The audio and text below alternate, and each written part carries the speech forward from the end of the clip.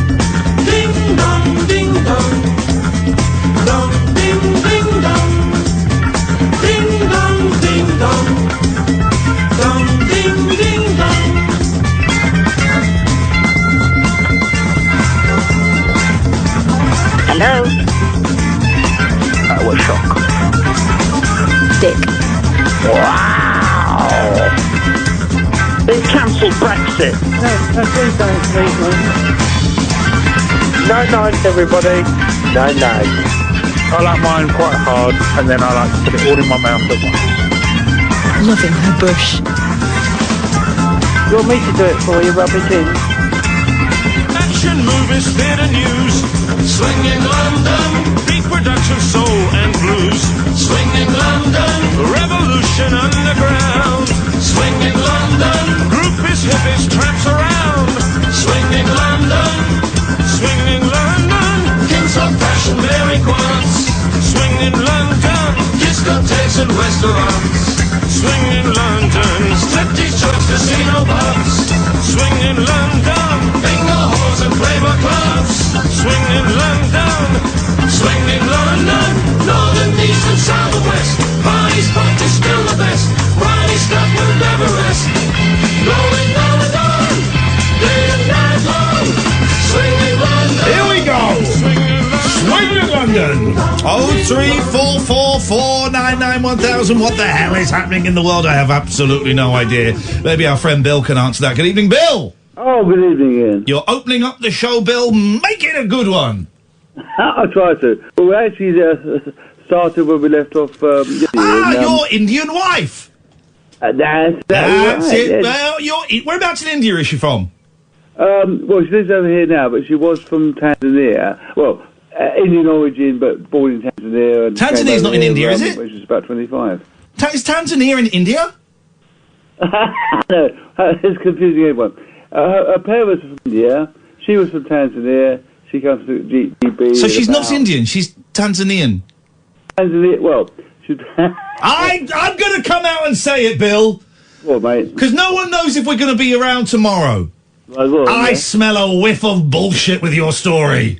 I smell a big whiff of bullshine in your call last night. I'm going to put my cards... Hang on, let me get my cards out. I'm laying them on the table, and they spell, I did not believe a word of your call last night. Didn't believe a word of it. No, of course not. No! Was it true? No, it's true. Indian origin, parents from India. She was born and brought up in Tanzania, came to the UK. Whereabouts in India are they from? No, I don't know. No. I know she's from Tanzania. Whereabouts in Tanzania is she from? Mwanza is one of the big sort of towns. Okay. I don't believe what you're saying to me. You got the lion eyes. Yeah, so that's... Okay, and so you were tricked into going into an expensive meal with a millionaire who then left you to pay for it. Bang on. Yeah? No, I'm just scratching my chin. My chin's rather itchy. Hang on. It wasn't even that. It was he'd been invited out for a free lunch, and his wife was furious that he'd been even thinking about the idea of going for a free lunch. No, he hasn't been. No, he's been. This is how I remember it. No, he's still not been. Well, no, you told... Hang on a minute. No, I he thought didn't. you said you'd gone for lunch with a friend of yours who'd become a millionaire and he'd left you with the bill. No, not quite. No, his name is Bill. I don't even believe that. I bet his name's something like William or something completely different. Big corporate millionaire in Knightsbridge. Yep. Just slips. You want to go for a compo freebie at the Dorchester? Of course do. Well, go. In that case, I've misunderstood. In that case, go. The wife goes mental because she thinks, well, if it goes tits up, we've got a big bill. So that's the big. Your wife sounds like a loser. Of course I'm going to go. Of course she's not going to go. And there's the conflict. Irretrievable conflict arose. Bang. Bang, bing, bing, bang. A big walla balla bing bang. But you said that conflict had caused you to have a mental break, either in a gym or a park. Yeah, I know. Yeah. I mean, I can laugh about it. No clues. Where did you have your mental breakdown? Fully recovered. Where did you? Human rights of vibrant human beings. Where did you have your mental breakdown? Yeah, it's true. All true. Yep. Where do I have it? do you drive, Jeff? Where did you have your mental breakdown? Well, two parts to that. I was destitute in Hyde Park, or this time last week, Wednesday night, but I had the big breakdown the following day in my local gym. You said it was 2 weeks ago. Local gym near me. Massive mental meltdown. Unbelievable. You said it was 2 weeks ago. No, last week. Okay, listen. Last Wednesday, of Hyde Park, destitute, no money, no access to shelter or food. What do you mean destitute? But you could go home. Mental meltdown today. I was right brain. But you say destitute. Yeah, I was. Yeah. You weren't. You weren't because you could. The wife. She wanted me to go out, so she threw my credit card. Yeah, but you weren't But William, you weren't destitute. You could have gone home. No, mate. Couldn't have done because I left the house with, I think, 30, 40 quid, just enough to get up to London by cash. But once I'm up there, hoping that I've got this free meal and I had a time of my life which didn't happen. So you will go... So you went for the free meal? There's that day, yes. That day we offer, I went up there, goes to the Dorchester. I was going to go, she wasn't going to go, she's trying to stop me. So you went for the free meal? Yes, mate. I was right. I knew he'd gone for the free meal, even though just a few minutes ago he agreed with you and said he hadn't. So what happened was, part of the story, my mate... Was fictional? You remembered he was fictional and didn't exist? No, the Dorchester had no record of it, but I've found out since did send it, it got mixed up. So when I go to it's called the Cash Restaurant in Dorchester, they've got no record of it. But he sent it and it got somewhere else. They got lost, so I get no free meal. So have you spoken? Whoa, stop. So were you with him? Hang on, Bill. Were you... at that point. Wait. Hello? Were you with... Hang on a second. I want to stop that. That's copyright me. Were you with this rich man? No. Well, you had to rock up and claim a free meal by yourself. No, he couldn't. We were going to go with him some other day. But he said, "Do you want to go to the Dorchester at my expense?" Of course I do. But he did say on your own. He wasn't going to go. It didn't end up in the restaurant. He was never going to go.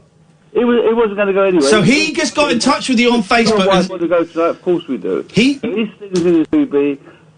But because of a mix-up or company, you know that GIF? It's Eric from Tim and Eric, and it's a guy with like a black polo neck. He's in space, and he just does that the hands coming out of his head as his mind is blown and stars appear. It's Eric from Tim and Eric. That is what if you could do a GIF on the radio, that is what this phone conversation is. We're mowed down at the gym, and here I am, fully recovered, right as rain. Exactly a week. You're an inspiration, my friend. You're an inspiration to everybody. That's come from you, mate. That means a lot. You're an inspiration. How are things between you and your wife? Well, she doesn't exist, so it's... Now, but that was all full a couple of days ago. It's all happening very, very quickly. We're actually booked a holiday to go to Liverpool next week, so got it done. So I think she's fine now. Bit of a like a tornado a couple of days. These Tanzanians, they're explosive. Oh man, yeah. Isn't it? But mind you, I didn't know the breakdown destitution. I wouldn't have delivered so quick, because the one thing about the mental breakdown, and you might understand this, everyone thinks, oh, is that a mental breakdown? You need help. No, I've done that bit. That's historic. I'm in a fantastic place. Clarity of thought, vibrance, all there, mate. But it wasn't there a week ago. So I'm glad it happened. So when you're destitute in the middle of 1 o'clock in the morning, it's not fun. But I'm glad it happened. Much better place. And I'm really enjoying every second of life at the moment. Have you been to Tanzania? No, don't want to go. Don't get on with the family, basically. Well, they're in India, aren't they? No, the only family she's got, no longer in Tanzania. Her brother died over there. The only relative she had, and mum died about 10 years. Her brother's over here. They say we don't get on here. So you're the woman you love, right? The woman, your best friend, your soulmate, your other half, and I mean that in the truest sense. The woman you have chosen to spend your life with, you have absolutely zero interest in going to the country that she came from. Absolutely right, mate. Wow, I've been out with women and girls, not from abroad, but quite early on, you go, well, I'd love to see where you grew up. I'd love to come back to your hometown, if that's not too weird, if you're cool with that. Life's too short to go to Tanzania. Life's too short to go to Tanzania and see the background of the woman that you married in your mind. I know, mate, yeah. All right, Bill, nice one, mate. Thank you. I do, mate. Cheers, bye-bye. 0344 499 1000 if you want to phone up and talk a load of old rubbish to us. What was the moral of that story? That we should maybe start screening phone calls. I think that's the moral of that story. I know it's early, but can we have a break, please, Sam? Thank you. Late night, Iain Lee on Talk Radio. I'm aware this is a very white radio station. Very white radio station.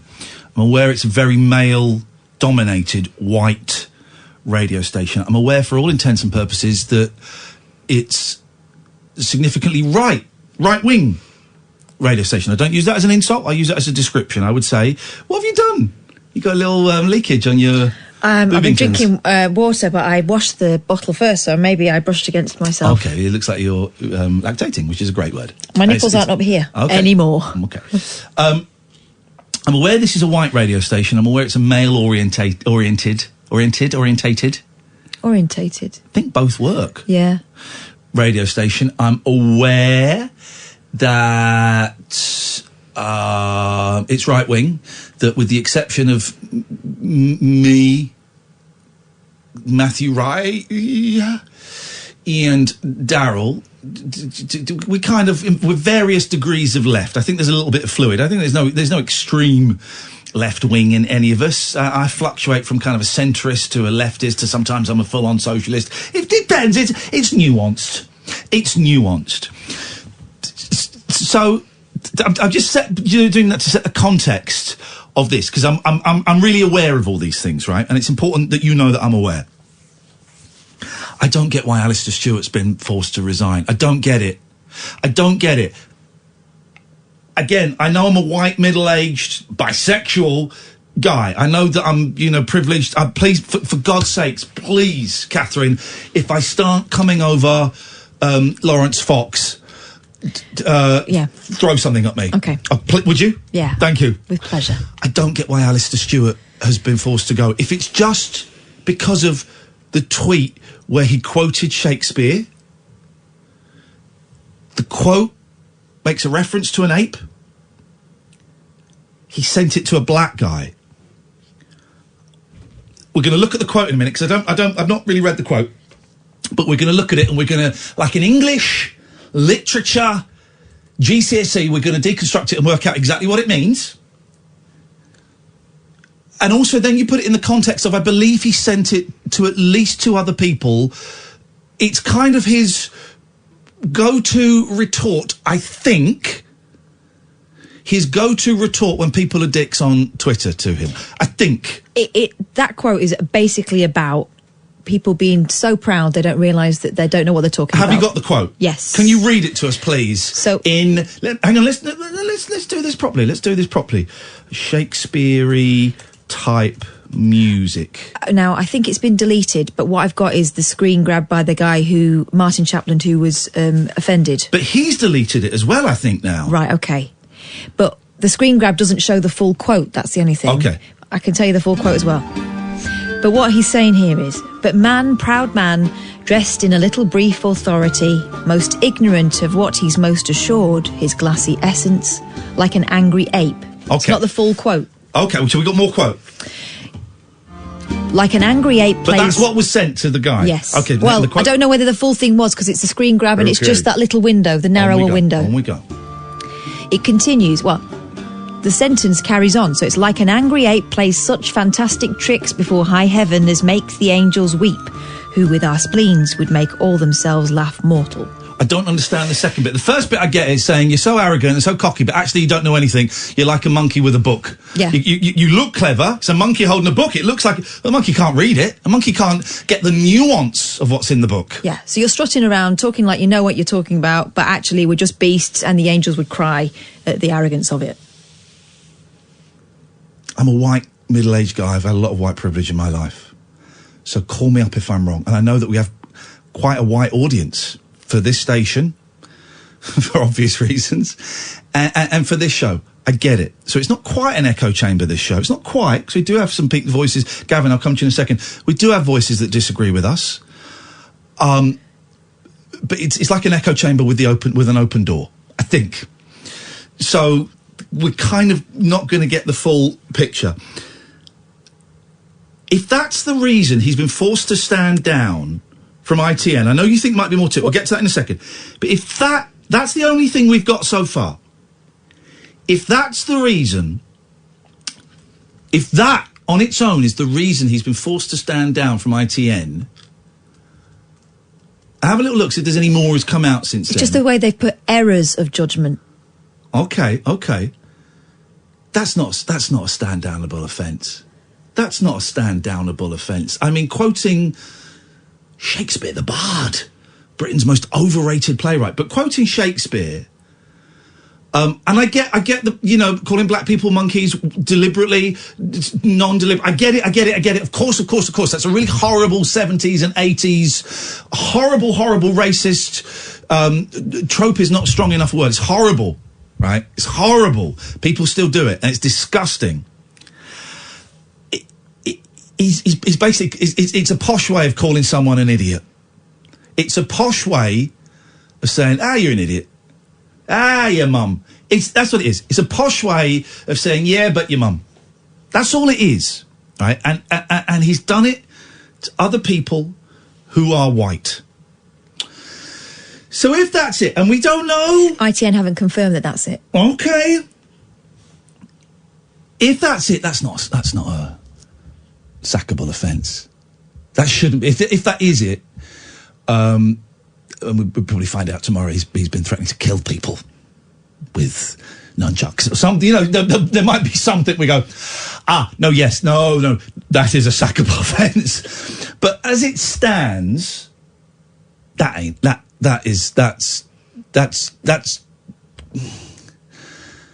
too much. That feels like it's too much. But shouldn't someone in his position know better than to quote Shakespeare? Than to make any monkey reference whatsoever?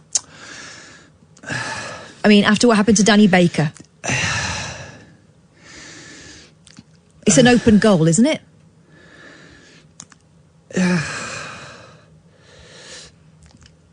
If it was just this guy he'd done it to, I still wouldn't think it was sackable, but yeah, I would agree with you more. The fact he's done it to, I think, two other people, to me, says no. Maybe, no. I don't think so. Is this just me? I'm aware, as we get older, we become more right-wing. It's just natural. I hate to break it to you. It's natural because we have mortgages and we're more interested in money and we have responsibility. It's just the way it goes. So I'm aware that I might be becoming more right-wing, and I've not gone full Clarkson yet, have I, Catherine? I've not gone full Clarkson. No. Okay. You said that a little bit hesitantly. You're still hesitating now? No, but I'm just thinking of that thing we always tell ourselves, right? Before we decide what's racist and what isn't, ask the people who are affected by it. Yeah, which is what I'm putting. This is why I'm putting this out there. This is not a radio show that's going to go cut people off. I want to know. I want to know what you think, right? Particularly if you are a person of colour. But that, of course, doesn't mean if a black person phones up, doesn't mean they are a spokesperson for all black people. We get it. But I know. Yes, you're right to raise that point. But actually, I'm starting to think, and maybe this is me becoming Johnsonified, the Johnson effect. I'm starting to think the world has gone crazy, or is it the very least is starting to spin off the treadle. You think this is the sort of thing that makes people use the word woke in a negative sense? I don't think what he did was racist. And I can if that's what it is. If that's what it is. Yeah. Speaking specifically about that, I don't think that is racist. Speaking specifically about that, I do not think that is racist. And I'm allowed to have an opinion on it, but I'm aware that my opinion is perhaps slightly less valid than the opinion of people of colour. I get that. Slightly less, significantly less. Is variably less than people of colour. Let's just agree it's less. Okay, I just want to get a number on it as to how less it is. Fewer, sorry. So I don't know. I know we have a very white audience. I get it. But I would love to know your views on that. I don't know. You know, we're not going to do a particularly heavy show. We very rarely do, but I just saw that today. I woke up and this, story about Matthew Wright leaving here today, and then I went to bed, and then I woke up and I just turned on Twitter as I do, and Alastair Stewart was trending. I thought, oh God. And I've met Alastair a long time ago. He was a guest on the 11 o'clock show, and he's worked here, did cover for a presenter here, and everyone said he was the nicest person that you could work with. You treated the staff, the team, with respect and courtesy as equals, asked for opinions, and would quite often go with those. This is a guy that's been doing the news for 40 years and would ask people in their early 20s what they thought. Yeah. And if it registered, he'd go, okay, yeah, no, we can go, let's go that way. Yeah, I had people coming to me with big grins on their faces saying he treated me like a professional. Yeah.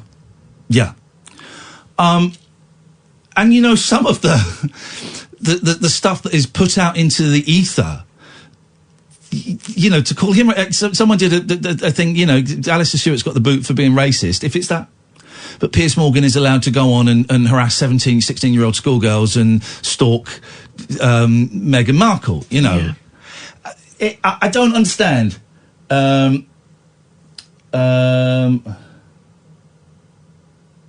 you want to go 0844 a quick call? They've just texted in. Just see if they want to come on and have a chat. Because they make a really interesting point, actually. I'd really like to have a chat with them about it. So, do come on. You'll get a fair crack of the whip. Yeah, definitely get a fair crack of the whip. Not answering. Oh, there's a surprise. Oh, 0844, baby. Come and talk to me. Isn't it funny? Isn't it predictable? Isn't it predictable? 0834 499 1000 is the telephone. 0344. What did I say? 0834. What did I say? You said 0834. Okay. Dial that if you want. 0344, thank you. That's why you get paid the medium bucks. 0344 499 1000 is the telephone number if you want to give us a call. Gavin, I'll come to you next. This is Talk Radio. Late night, Iain Lee on Talk Radio. 0344. What's going on there? I don't know. Not feeling very well. I feel very sick. I feel sick, headachy, nauseous.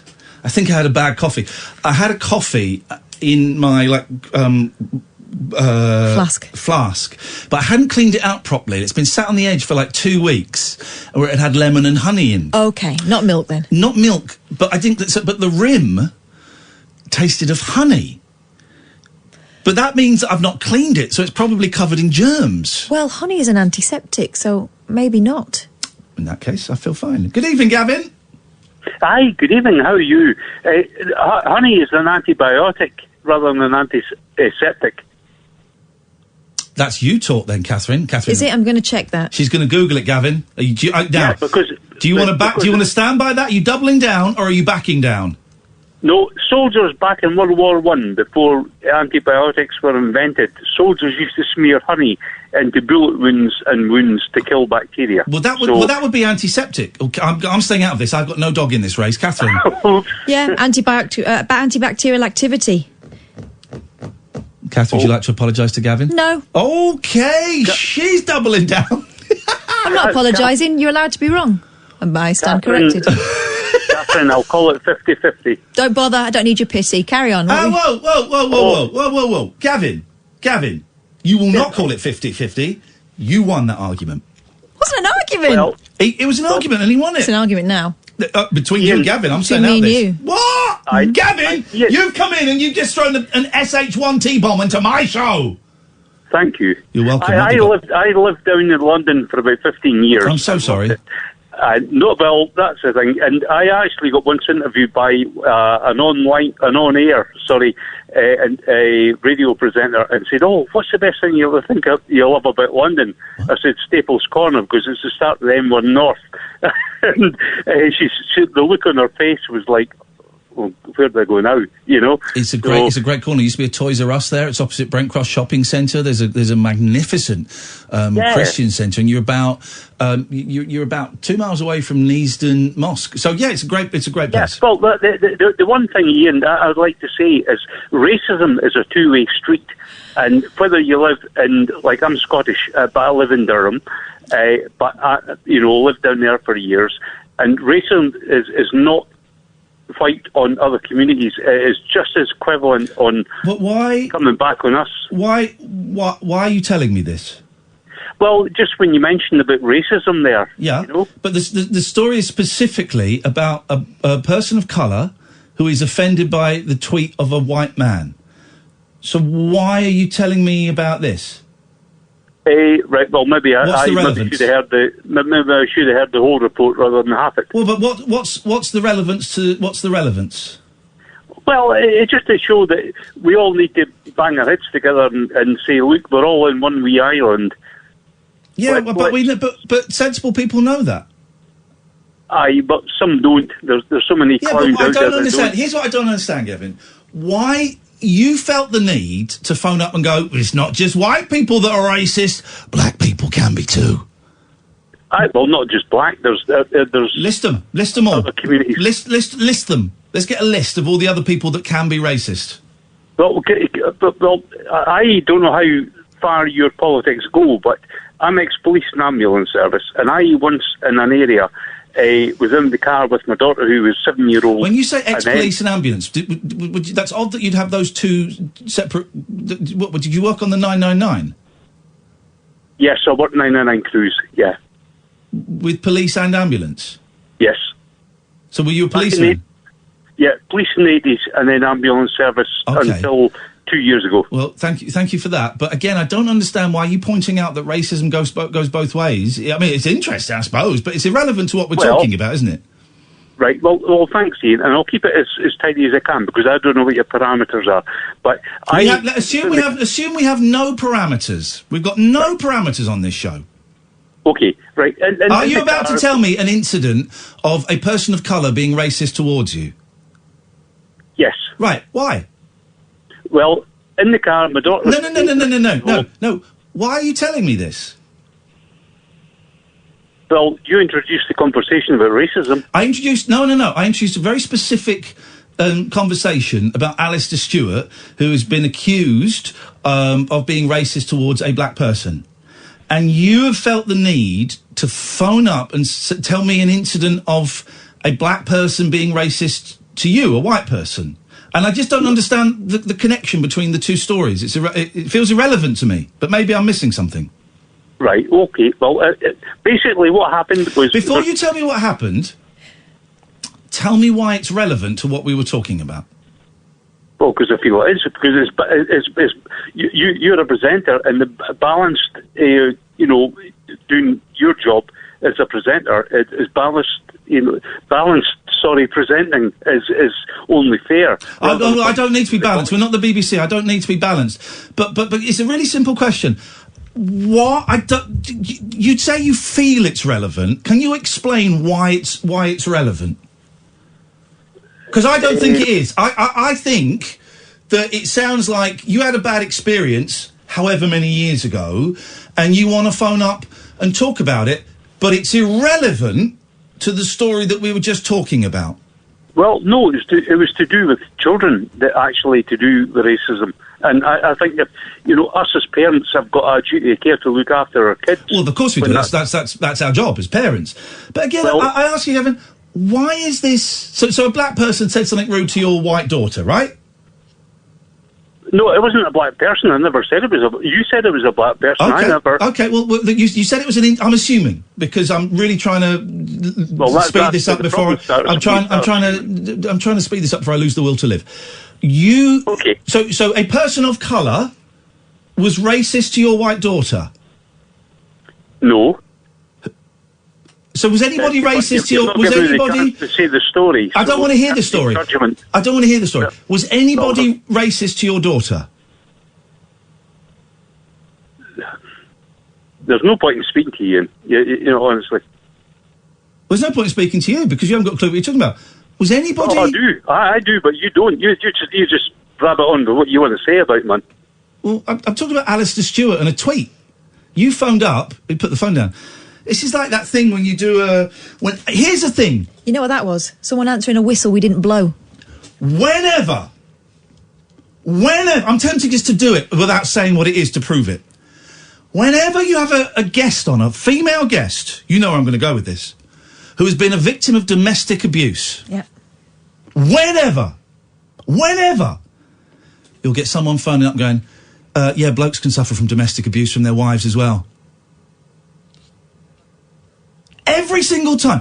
And the first couple of times I was like, oh no, that's great. Thanks very much for bringing that up. And after the second time I was thinking, no, hang on, but we're talking specifically to Sarah, who is campaigning for more rights. I'm generalising, I'm conflating the few times I've done this. More rights for women who have been victims of domestic abuse from their male partners. We're talking about that specifically. Phoning up just to go,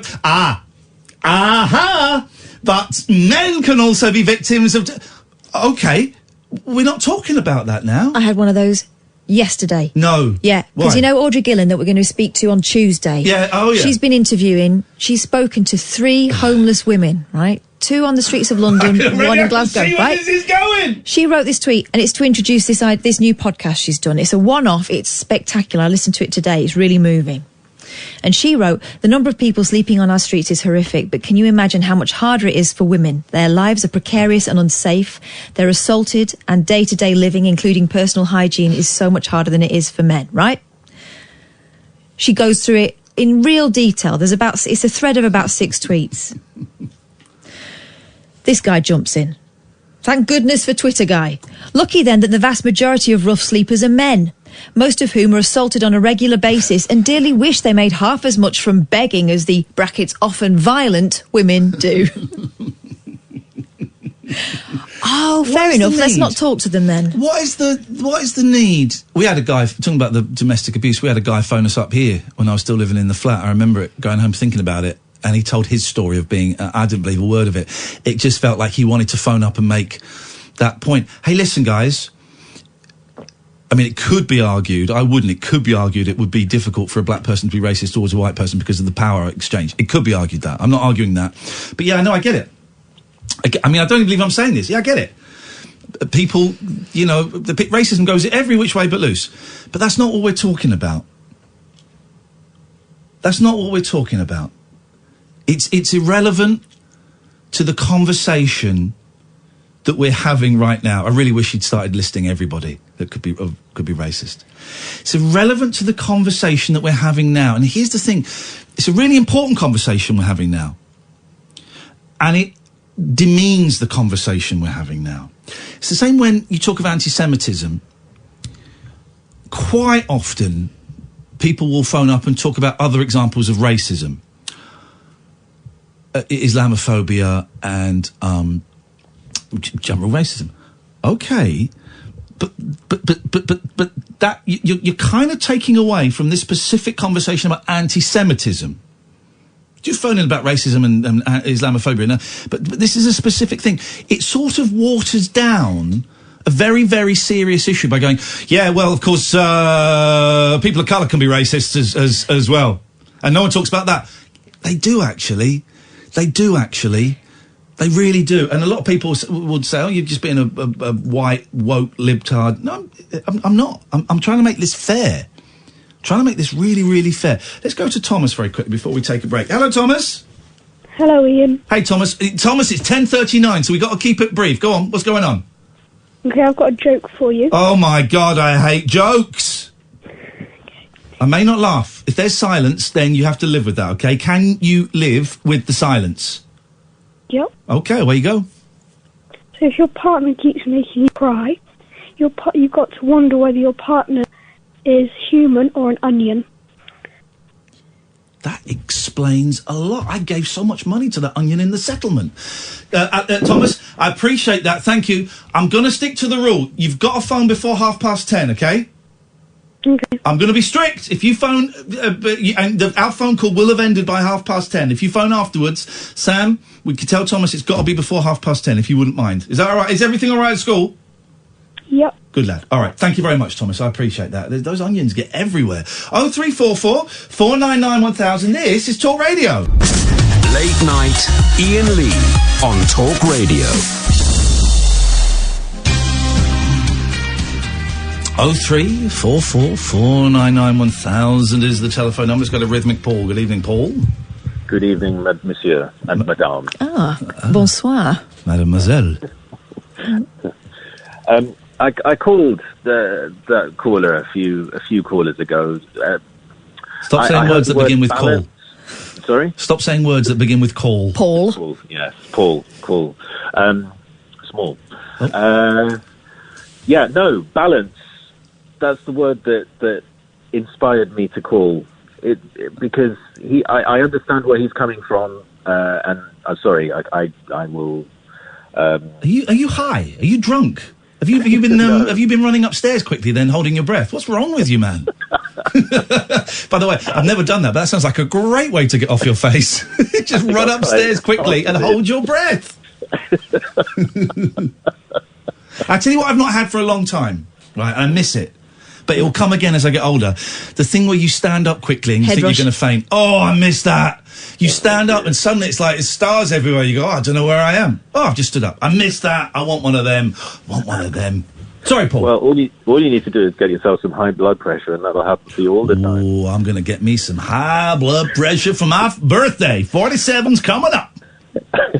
The point of your call, Paul. The point of my call was to dispute the word balance, because in this issue of race, it's not possible with the historic baggage that we have. Nor should it be rebalanced, because that would therefore mean that, all the black people in the world should enslave white people, and that's ludicrous and ridiculous and wrong. For those who missed it, you're right. Gavin did say that the point he was made when I started badgering him was that he wanted that I needed to be balanced. I don't. It's not the BBC, so I don't. That's one of the joys of working for a commercial enterprise, is we don't have to be balanced. It means we don't have to do the thing that the BBC do a lot to their detriment, is have someone who has been affected by something on to talk about it, and then for balance, we get someone with the opposite view who may be from a minority organisation and represents 50, 100, 500 people. Or one person. But they get equal time. When sometimes it's really good and really interesting and really healthy just to focus on the one person and that story. You don't need to have a counter argument to it. Indeed. And you're right. You're right, Paul. With with racism, we don't need balance for it. Racism is atrocious. I don't know if I'm saying this, but I am. Racism is atrocious and is horrible, and it has primarily for centuries favoured the white guy.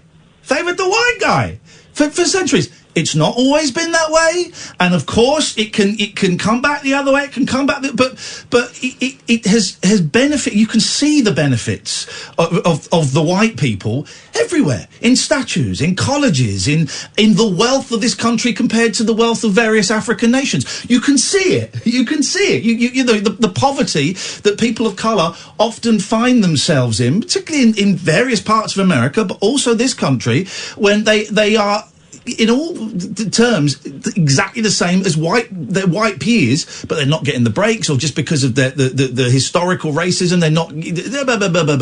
For years, it's worked against black people, so we don't need to balance that argument out. And the point that, yeah, someone was, we didn't get there in the end. Someone was rude to him or his daughter or whatever. I'm really sorry that happened, but it's irrelevant when we are talking about this particular story, Alastair Stewart, and a tweet, and whether the context of that tweet is racist, and whether it's okay for me as a white guy to go, well, I don't think it is racist. That's the nuanced... Here's the thing, Paul. This is it. I knew if I kept talking, I'd get to a point. People are very... I'm going to say people are very black and white. People are very binary at the moment. It's on, it's off. It's ones and it's zeros. What we're trying to do here with this Alastair Stewart thing is try to have quite a nuanced, subtle conversation where there is no... At the end you go, well, we've got the right answer. Subtlety and nuance has vanished. People want yes or no, right or wrong. Yeah. And that's it. That despite the fact that we are essentially talking about skin colour and, you know, the binary definitions which have prevailed for some time, being black and white, that there is no black and white, and I don't think there ever will be, because I find myself in a position entirely agreeing with you. I don't believe that, you know, based on that tweet being a quote from Shakespeare, that was in any way racist. However, there is a hypersensitivity that exists today, and is being fueled by political correctness, which for some has its place, but there are equally valid arguments that counter against that. The answers are not simple, they are not clear, but I think it's good that we are having the discussion. Yes. And that we are having it more openly now. And, you know, long after you and I are all dead and passed on and whatnot, hopefully we will be able to establish, establish or re-establish, whichever, an equilibrium where people can feel truly equal. All people. I don't see, for me, political correctness, I think generally is a good thing. I just change it to the word compassion. That, for me, is how I interpret a lot of it. Some people go too far with it. Some people are afraid of it. I'm having an argument on Facebook. Imagine an argument online, right, on a monkeys forum. Because every now and then there's picture resurfaces of the monkeys, one of my favourite pop groups. It's a really early picture from probably late 65, early 1966. And it is them kind of stood there with their instruments, and they're goofing around, right? And Mickey Dolenz has a symbol on his head, and it looks like those sort of Chinese hats that the rice pickers would wear. And he is doing the eyes. He's doing the eyes, right? It's late 65, early 66. I know Dolenz, not a racist, right? Really nice guy. And a few people have posted this going, God, I bet there'll be some snowflakes being upset about this, and a few wags have changed the L's when they're posting words to R's, because that's how Chinese people can't say the L's and all that. And so I've kind of waded in. I said, I'm not offended by it, but I remember seeing this picture in the 80s. It made me uncomfortable then. It makes me uncomfortable now. I just don't think it's a very nice picture. And oh, you snowflake. Wow. Apologies for doing the voice. I'm just you snowflake. You need to get over yourselves. Humour is humour. And I said, no, humour is humour. But I have a niece and a nephew who are part Chinese, and I know that someone doing those eyes, and I know because I've heard stories, someone doing those eyes is very, very upsetting to them. They're kids, and it really upsets them. So what I like to do is I like to listen to people like that who are hurt, and I learn from it. And when I see stuff like that, I'm quite happy to call it out. It's not me being a snowflake. I'm not condemning the Monkees. I'm not saying this group is awful and we shouldn't listen to their music. I'm just saying I don't think that's a very nice picture. It upsets members of my family, so therefore it upsets me. And that's okay. But people get very, very angry. Yeah. I'm not angry that this picture's up there. I'm just saying this will upset my niece and nephew. But the people on the other side tend to get very, very angry, as though the fact that they're not allowed to do, the Chinese eyes or post a picture of someone doing a Chinese eyes is like a real infringement of their rights. And a lot of these people are American, so it is slightly different. Especially given their president doing the impersonation of a disabled person that went out of fashion somewhere around 1978. Slightly different mindset there, but I don't think it'll ever be sorted, Paul, ever. Well, these are growing pains. I think that, I hope that as a species over time, and again I say this is long after you and I are dead. We will understand. This is the second time he's threatened me. One more, I'm calling the police. He's talking about like 3 months' time. No, I hope that we can grow past this. I think we are capable. I do. Okay, all right. How's life going, Paul? Yeah, stressful, busy. You got gigs with the band coming up? The band tomorrow night. We're doing Celtic Connections, folky music, which would be quite funky, actually. Funky music, I'm digging it, man. We want to come and see you at some point. You have to come and see me. All right, we'll come and see you. Nice to talk to you, Paul. Cool. Cheers, mate. Bye-bye. 0344 499 1000. We did that break. I'm getting it. Oh, we like I'm getting the hang of it, man. Getting the hang of it. But the people, I mean, it's this monkeys thing. I mean, it's popped up a couple of times, this picture, and it seems to be people testing the water. And they get very angry. And I'm just cool to going, hey, listen, it's fine. This is my new technique with dealing with angry people. Hey, man, it's all fine. It's cool. I'm just saying, if you want to carry on upsetting 11 and 14-year-old kids, then you go for that. But that's not me. Why is this the hill you want to die on? How often do you do that impression? Yeah. I mean, it's a horrible picture, and it's one that I remember seeing in the 80s and going, oh, nah, and it doesn't look great now. But if their whole career had been built on doing that and blacking up and stuff, okay. There's a picture. They were kids. It was the 60s. It's not a very nice picture. It doesn't define them. It doesn't define who those people are. I wonder whether this taps into this whole... And I'm the same. As you heard when we spoke to Gavin earlier before it went peaked on, people don't like being corrected. No. And with something like racism, it's a tacit accusation, isn't it? Yeah. And so a lot of people will just dig in rather than stop and think and go, oh, hang on a minute, maybe someone else has got a point. Let me ask a question that might get me in trouble. Is there such a thing as the race card? Now, I interpret the race card as being let me guess, this is how I interpret it. A person of colour is not slighted or offended by something, but sees an opportunity to make some form of personal gain by exploiting something that someone else has said. Is that the race? That's the implication of that term, yeah. Does it exist? It must exist because of humanity.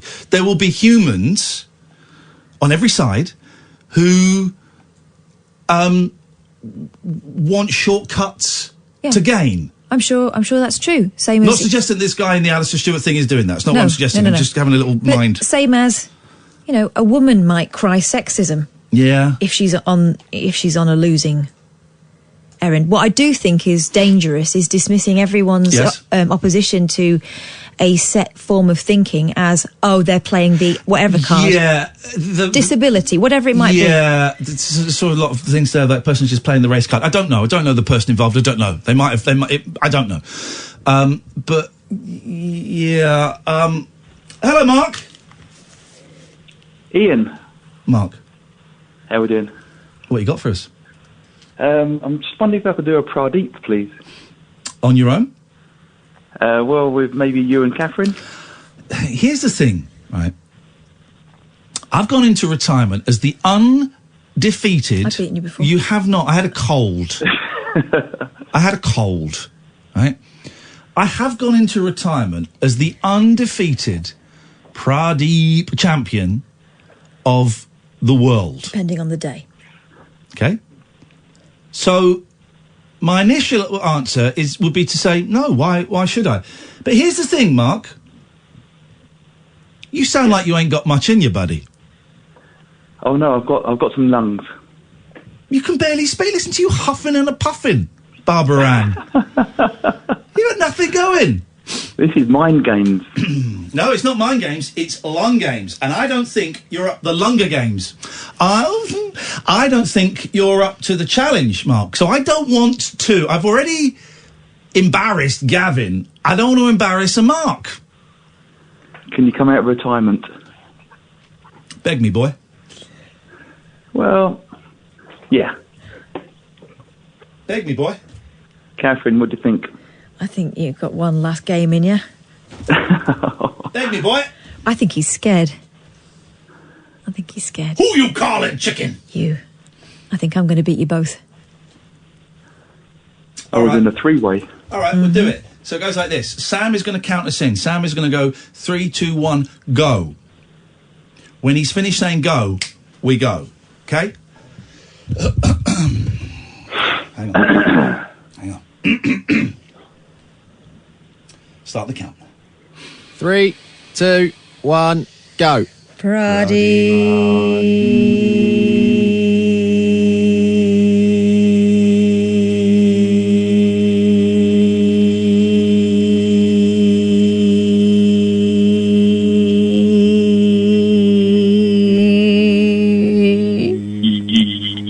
He started again.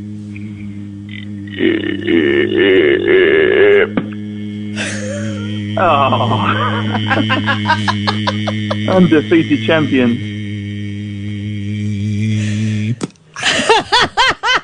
Bye, Mark. Well played. Bye, Mark. Bye, Mark. Bye, Mark. Bye. Bye. And I go back into retirement.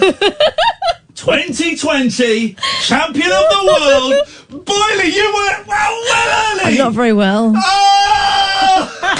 Oh, Donald, where's your trousers? This is Talk Radio. Late night, Iain Lee on Talk Radio.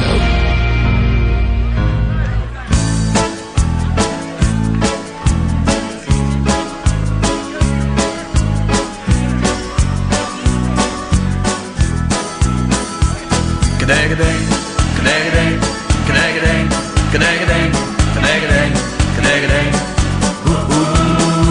Knagadang, knagadang, knagadang, knagadang, knagadang, knagadang. Een kilometerspoor schieten onder mij door. Ik ben op weg naar jou, want ik ben weg van jou. Vanochtend vroeg vertrokken in de luwte na de nacht. En 10 minuten op de trein gewacht. Want die had wat vertraging en mijn god, daar baal ik van. Omdat ik nu 10 minuten minder bij je blijven kan. Knagadang, knagadang, knagadang, knagadang, knagadang, knagadang. Knagadang, knagadang, knagadang, knagadang, knagadang, knagadang. De trein raast alsmaar verder van station naar station. Ik kom op plaatsen waar ik nooit ben geweest. Er rammelt plots een kar, roept een juffrouw koffie, thee. Ik heb wel dorst, toch zeg ik nee. Want de trein vermindert vaart terwijl mijn hart steeds sneller gaat. Kijk uit het raam om te zien of zij daar staat. Knagadang, knagadang, knagadang, knagadang, knagadang, knagadang. Knagadang, knagadang, knagadang, knagadang, knagadang, knagadang. Ik stap uit, kijk om me heen en even voel ik mij alleen. En ik zie haar nog niet staan. Maar van achter een pilaar verschijnt haar lachende gezicht. Voor mijn gevoel lijkt alles langzamer te gaan. En ik ren op haar af, zij komt mij tegemoet. En achter ons vertrekt de trein, omdat de trein nou eenmaal verder moet. Kregeling, kregeling, kregeling, kregeling, kregeling, kregeling. Kregeling, kregeling, kregeling, kregeling, kregeling, kregeling. En ik blijf bij jou slapen, want jij woont bij het spoor. En 's nachts, oelala, gaat het ritme door. Kregeling, kregeling, kregeling, kregeling. Kregeling, kregeling, kregeling, kregeling, kregeling, kregeling. Kregeling, kregeling, kregeling, kregeling, kregeling, kregeling. Kregeling, kregeling, kregeling, kregeling, kregeling, kregeling. Dutch, innit? 1996. It's Bruce Miesweiss. Gespür, gedang. Song about train. So they found Lord Lucan. Oh, really? Surely if they'd found Lord Lucan now, he'd be dead by now. Well, didn't his widow stroke estranged wife only just recently die? How old would Lord Lucan be now? 84, I'd say. 84. All right. No one lives to 84. I've never heard of an 84-year-old. He was born in 1934. 86? No, 96. 86. 86. Lord Lucan has been found living as a Buddhist in Australia. Claims the son of the nanny murdered by the peer in one of the country's most enduring crime mysteries. Yeah, that's the end of the story. Oh, that's the end. And the story in itself is a mystery. The Mirror have gone to town on it. The Mirror have gone to town on it. Don't have a photo of this guy. Neil Berryman, whose mother, Sandra Rivet, was bludgeoned to death in the Lucan family home in 1974, said, "I know he is still alive." The man he believes to be Lucan is in his mid-80s. Game-changing, if true. Game-changing. After today's revelations, I can believe anything. And seriously ill, awaiting major surgery and virtually housebound in a large shared detached house in the suburbs.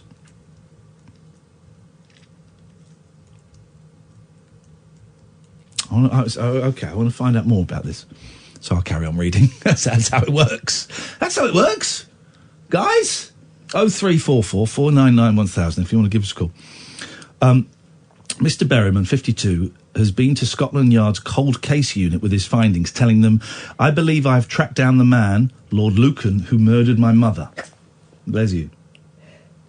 Bless you. Thank you. He said the officer he spoke to agreed that police must look into his claims. He added they will have to investigate this properly. The building contractor and father of two claims Lucan based himself in Perth on arrival in Australia, but moved to another part of the country after a series of disagreements with pals. He now has a new group of friends. Two are young English men, and another is an Australian he first met on a Buddhist retreat 11 years ago. They all take part in daily meditation sessions. Game-changing if true. Let me get some appropriate music. I mean, a guilty conscience could require a little bit of salving through the medium of meditation. Let's get some meditation music on.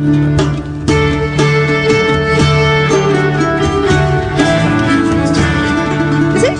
Yeah, the old days. Okay. The old days.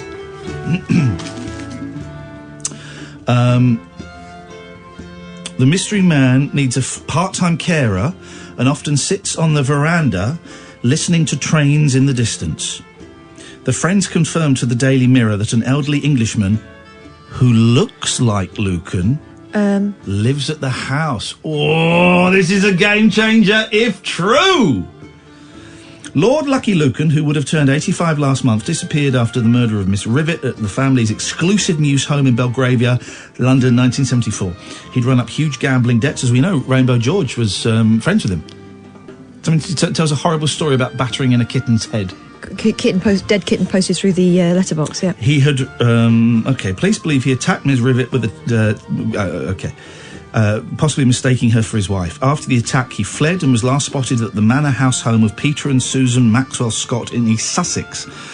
At the time, there were rumours he had committed suicide by throwing himself off a cross-channel ferry from Newhaven days after the murder.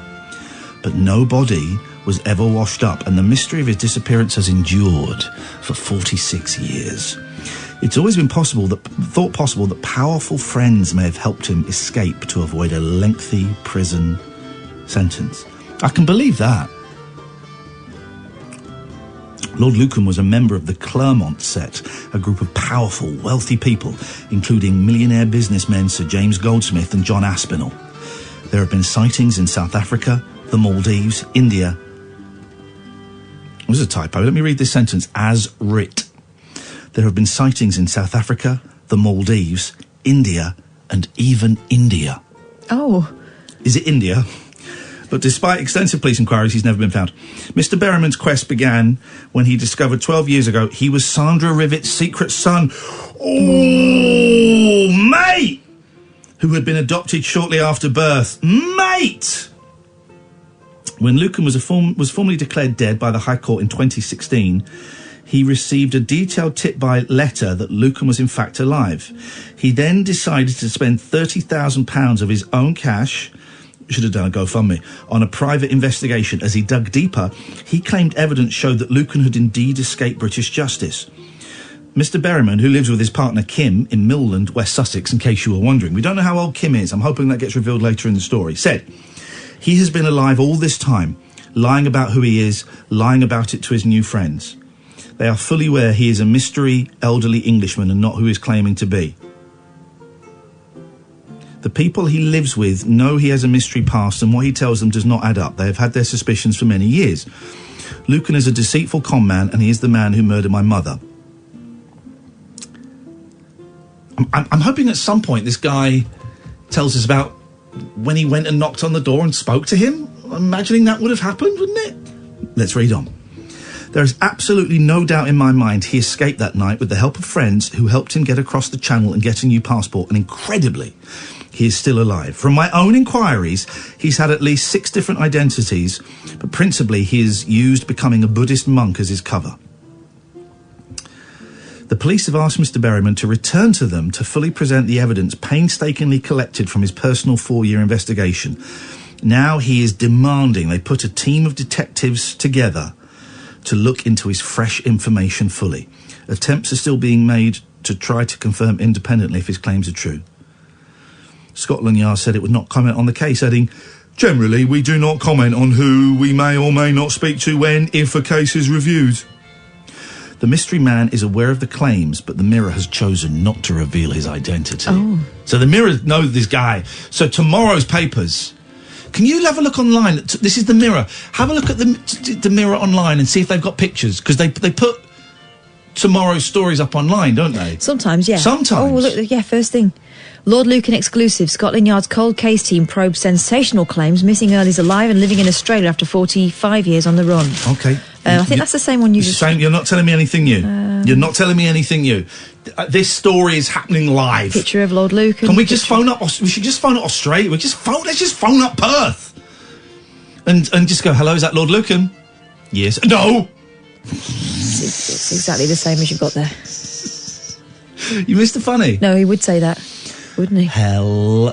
He might go, yeah, no. Hello, this is Perth 26969.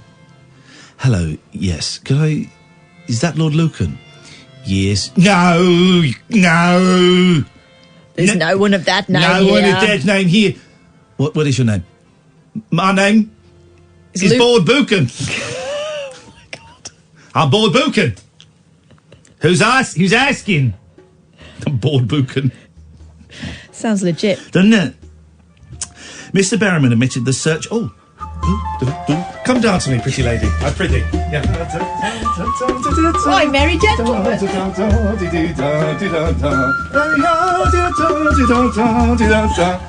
Lovely. Oh, enjoyed that. Music just makes you want to get up and dance. Just makes you want to get up and dance. Sometimes you just got to do what you feel, man. This is disco. You kids now with your drill bits and all your acid. This is disco. We wouldn't be here if it wasn't for this music. These are the Beatles of their day. This is the Jean-Michel Jarre of his day. Have I got it right? Yeah. Jean-Michel Jarre is completely bald now. No, he can't be. Well, if Lucan can be alive, he was Michel Jarre can be bald. He had lovely long locks. Let me look him up. I think he's bald. It's been a long time since I checked on the hair status. Jarre. Maybe he's got like light hair now. It's made out of light. He's made out of light. And he has to make No, still pretty hairy. I mean, he's got a good head of hair. I think he's bald. No, he ain't. Okay. Look, he's got that ruffled. I want Kim Berryman to spend £30,000 of his own money investigating Jean-Michel Jarre's hair for the next 4 years. Mr. Berryman says, I spent 30 grand of my own money in the search for the truth. I paid for flights, hotels, and even expert facial recognition technology for analysis. That showed a similarity of over 85%. But that stuff is rubbish. That's an app, isn't it? And it says that you look like Marlon Dingle. That's all it does. I mean, you kind of do. And that is taking into account all the plastic surgery he has clearly had. Okay. But here's the thing, right? Plastic surgery is not like in James Bond or Matt Helm films. It's a reference for the kids, where you have plastic surgery done and you look like someone completely different. You look the same, but with a wonky face. Yeah. That's all it is. I mean, look at some of the high-profile individuals who, I don't know, suggest that maybe they've fallen over and then they come back looking slightly more surprised than they did before. That is like top primo plastic surgery. Rest in peace, Jennifer Aniston's top lip. That's all I'll say. I watched the film from her from last year, and that top lip. I mean, what a waste! What a waste of a top lip. It's taken me all over Australia, and it's taken me to meet all sorts of people who helped me along the way, my journey to discover the truth. But I consider every penny was well spent. It has enabled me to get where we are today. It took over my life, but it had to be done. I know some people would say that it's become an obsession. That may be so. That I would simply say to them, put yourself in my shoes. What would you do if your mum had been killed and no one had been brought to justice and the man who killed her was never found? You'd do exactly what I've done to discover the truth, I think. This has brought me and my family so much stress and heartache. Mr. Berryman added with a tear in his eye, there is absolutely no doubt in my mind. It was the right thing to do.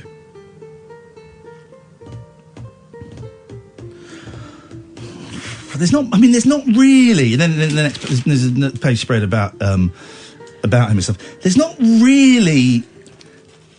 I kind of feel we've heard this story a few times. Can I put my cynical journo head on? Please do. I mean, just tighten it. It's always on. Let me turn this music up a bit because I think it's adding gravitas. Two possibilities here. Yeah. Either he's told the mirror what he's got, and the mirror think, "Yep, sounds great. We're saving this for the big reveal," or the mirror know it's not him, but they just want to string it out because everyone's interested in this story. Surely that Mirror must have got in touch with their Australia office and said, you've got to send a team and a photographer, you want a picture? And we have a blank checkbook. You have got to send them to this guy's house. I expect tomorrow to have shady, grainy pictures of an old man looking out of a window. With a moustache. Yeah. That's what I expect. That's a bit disappointing, that story. I thought there'd be more to it than that. This is Talk Radio. Late night, Iain Lee on Talk Radio.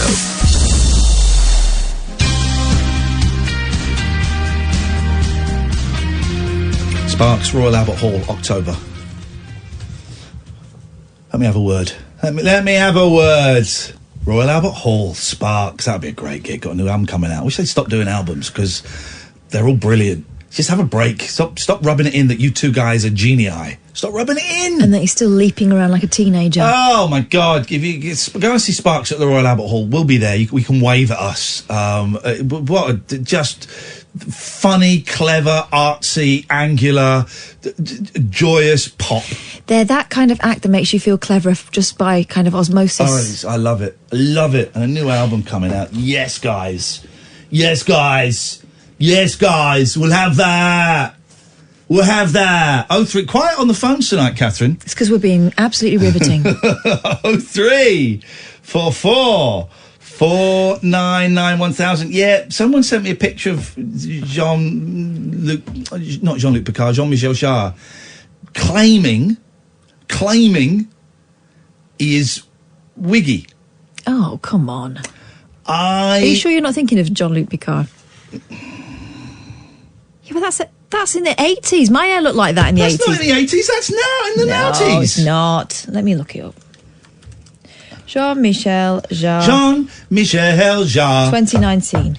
Jean-Michel Jarre. Okay, that's plays the piano made out of light.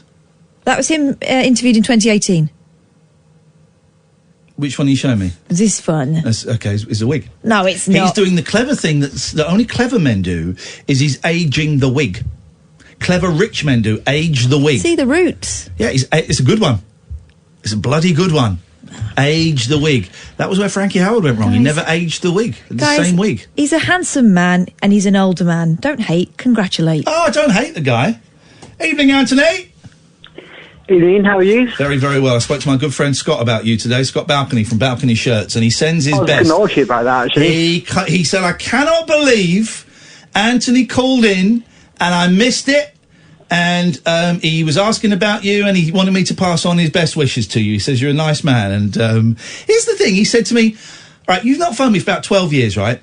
He said, that's right. How old is Anthony now? He must be about 20. I said, what are you talking about? No, not 20, no. How old are you now? Well, it's my birthday, Iain, next Wednesday. 28? I guess. You're going to be 28? No, a bit more. 32? One more? 33? Yeah, 33, yeah. He's an old man Anthony. I'm getting old now, Iain. Mate, I'm going to be 47 this year. It's, I just broke this pen. I just broke this pen. Literally, I had this pen, that's Kath's pen, and I'm just, all I did was just drop it very, very lightly. You wouldn't have even heard it. Wrong way round. What? What do you mean wrong way round? I'll fix it. I'll fix it. You broke it, Iain, you broke it. I did, no, all I did was very, very gently, just place it on the table, and it's collapsed. Cheap. Oh dear. Cheap rubbish. That's very cheap for you. Crap.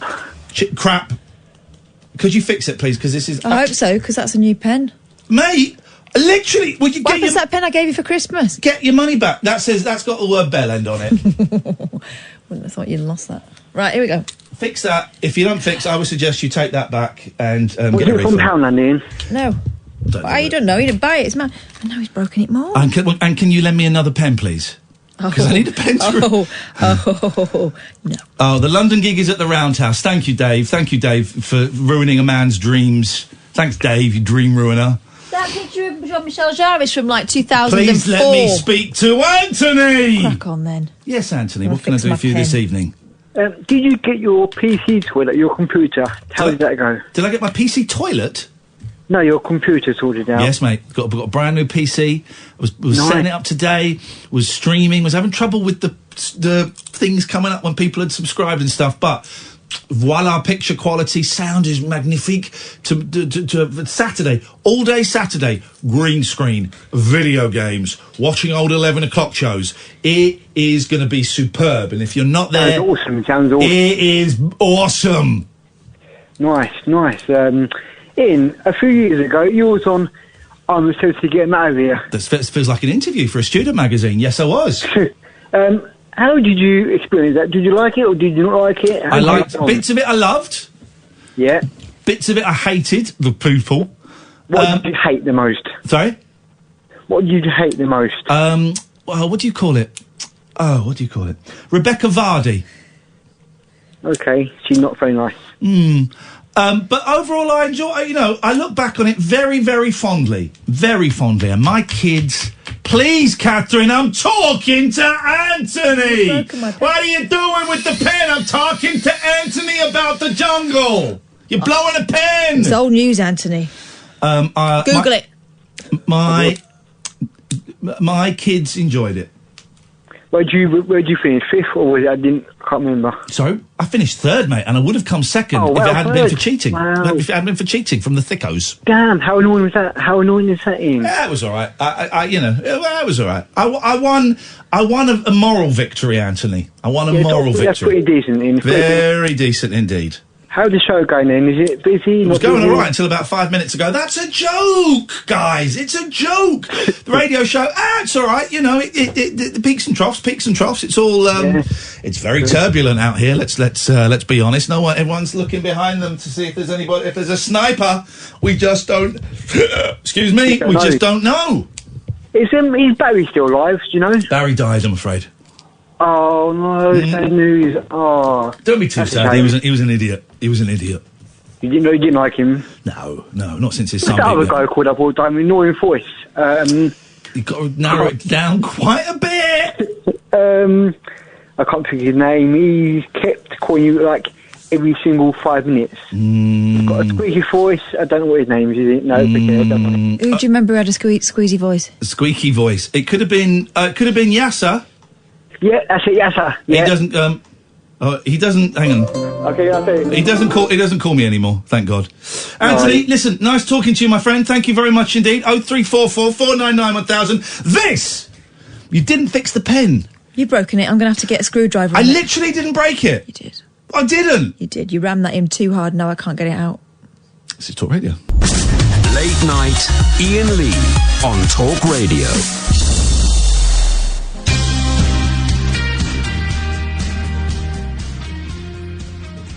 0344 499 1000 is the telephone number if you want to give us a call. You'd be very, very welcome. Please don't be, if we get a lot of regular callers, which is great. Please don't be offended if we say, not tonight, let's leave a little space for someone else to call in. Don't take it personally. I had a DM because I said yesterday that someone suggested I might have a brain aneurysm and I should get it checked out because a friend of hers died. And it's not helpful.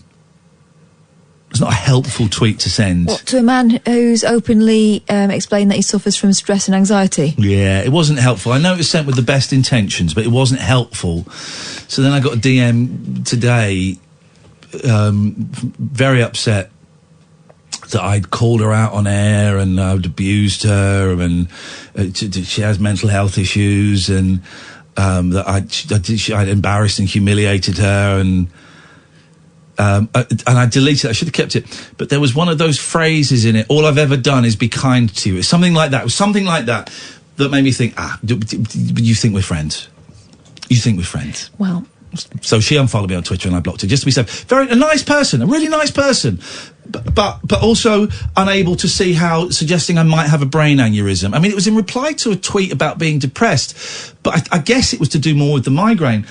Unable to see their part in that situation. In my experience, with that sort of person, that DM was always going to come. It's just a matter of time. Yeah. Because, because they take it very, very personally. Yeah, they do. And we've talked about this before, how we're not friends, guys. I think I give more of myself than any other radio presenter in the world. And I'm happy to do that. But sometimes the boundaries, because of that, the boundaries get a little fuzzy. And I love, I think I can share this. Iain. I will share this because I won't go into too much detail. I remember Iain a couple of weeks ago, 3 weeks ago maybe, called in and was struggling with the booze. Still sober. Good. Still sober. Struggling. Not finding it easy, but sober. And I've sent him a little message today, and he writes these very lovely, very long, detailed descriptions of where he's at. And it's really, really interesting reading them. It's a joy to read them. For those who don't know, Iain was a young guy that phoned up and he was really struggling with booze, and I gave him my phone number. And I encouraged him to go to AA meetings, because that's how I got clean. NA was how I got clean, but I go to AA now. And we've been messaging each other. And sometimes and I just send just checking in. And I was at a really nice meeting today, and halfway through the meeting I thought, oh, I've not spoken to Ewan for a few days. I wonder how he's getting on. And after the meeting, first thing I did was just said, I just had a meeting, Ewan, and I just thought of you, and I just want to check that everything's all right. He sent me a really nice, detailed reply explaining where he's at and his struggles and what he's doing to overcome those struggles, and he's still sober. He's sober today. Brilliant. Who'd have thought it? But that is an extraordinary move from you, you know, in the whole time. Oh, yeah. Yeah. Definitely. Definitely. And that's more to do with 12-step, isn't it? Yeah. I'm really enjoying my meetings at the moment. I've got my commitment on a Tuesday, which I'm loving, and it's great, and it worked because I didn't want to go to the meeting on Tuesday. But I had to go because I had to set up the books. I didn't have to. Someone else could have done it for me. No, but it's just that extra reason that you need to be there. One of the things about getting clean and sober is when you're a drunk or a junkie, you're completely unreliable, and it's just learning to be reliable again, learning to act in a way that it causes people to trust you again, and also to be responsible. I'm responsible to go and get some books out of a box and set them up, and at the end of the meeting say, I'm Ian, I'm in charge of the literature, we've got some books and leaflets, if you want any, come and have a chat with me afterwards. Boom, that's it. And it's great, and it means I have to get there a little bit early, and I've made a couple of friends in there, and I have to stay behind a little bit later, so I'm forced to talk to people. And it stops you from sneaking out, which is your default position, right? My default move is to sneak out early. I snuck out a bit today. I snuck out today without speaking to anyone. But here's something that I don't think people get. You know, this is an act. Do people know this is an act? Well, define that, because that doesn't mean it's all fake. I tell you why I'm thinking of this. As you know, I'm obsessed with Limmy. I think he's so funny, and I enjoy watching his streams, and that's kind of inspired me to go a bit more serious with the streams. And on the streams, he's very loud, very funny, can be quite cruel, abusive. And he kind of said the other day, and it made me think, oh, yeah. He explained brilliantly that he's not like that in real life. That when he doesn't really like meeting people, he doesn't like going out, doesn't like meeting people, is more than happy if someone comes up and says, all right, Lemmy, I'm a fan, can I get a selfie? He loves that. He enjoys, probably too strong a word. He will happily do that, as long as it then moves on, and then he doesn't like it, you know, when people sit down next to him and go, hey, Lemmy, let's have a... He was talking about being at a family birthday party, and someone sat down next to him and chatted, and he said, it just made me so uncomfortable. And he said... And what a lot of Limmy's fans don't get, and I thought maybe some fans of this show don't get, is that he's not like that in real life. Of course he's not like that in real life. It'll be exhausting to be going around calling everyone a C and doing all that. It'd be exhausting. Yeah. And it's the same with this. This is an act, right? This is an act that is based on a real person called Iain Lee, that it looks like me and sounds like me and has, you know, the life experiences generally... There's a little bit of room for theatrical performance and things, but generally the life experiences are the same as the guy talking to you now.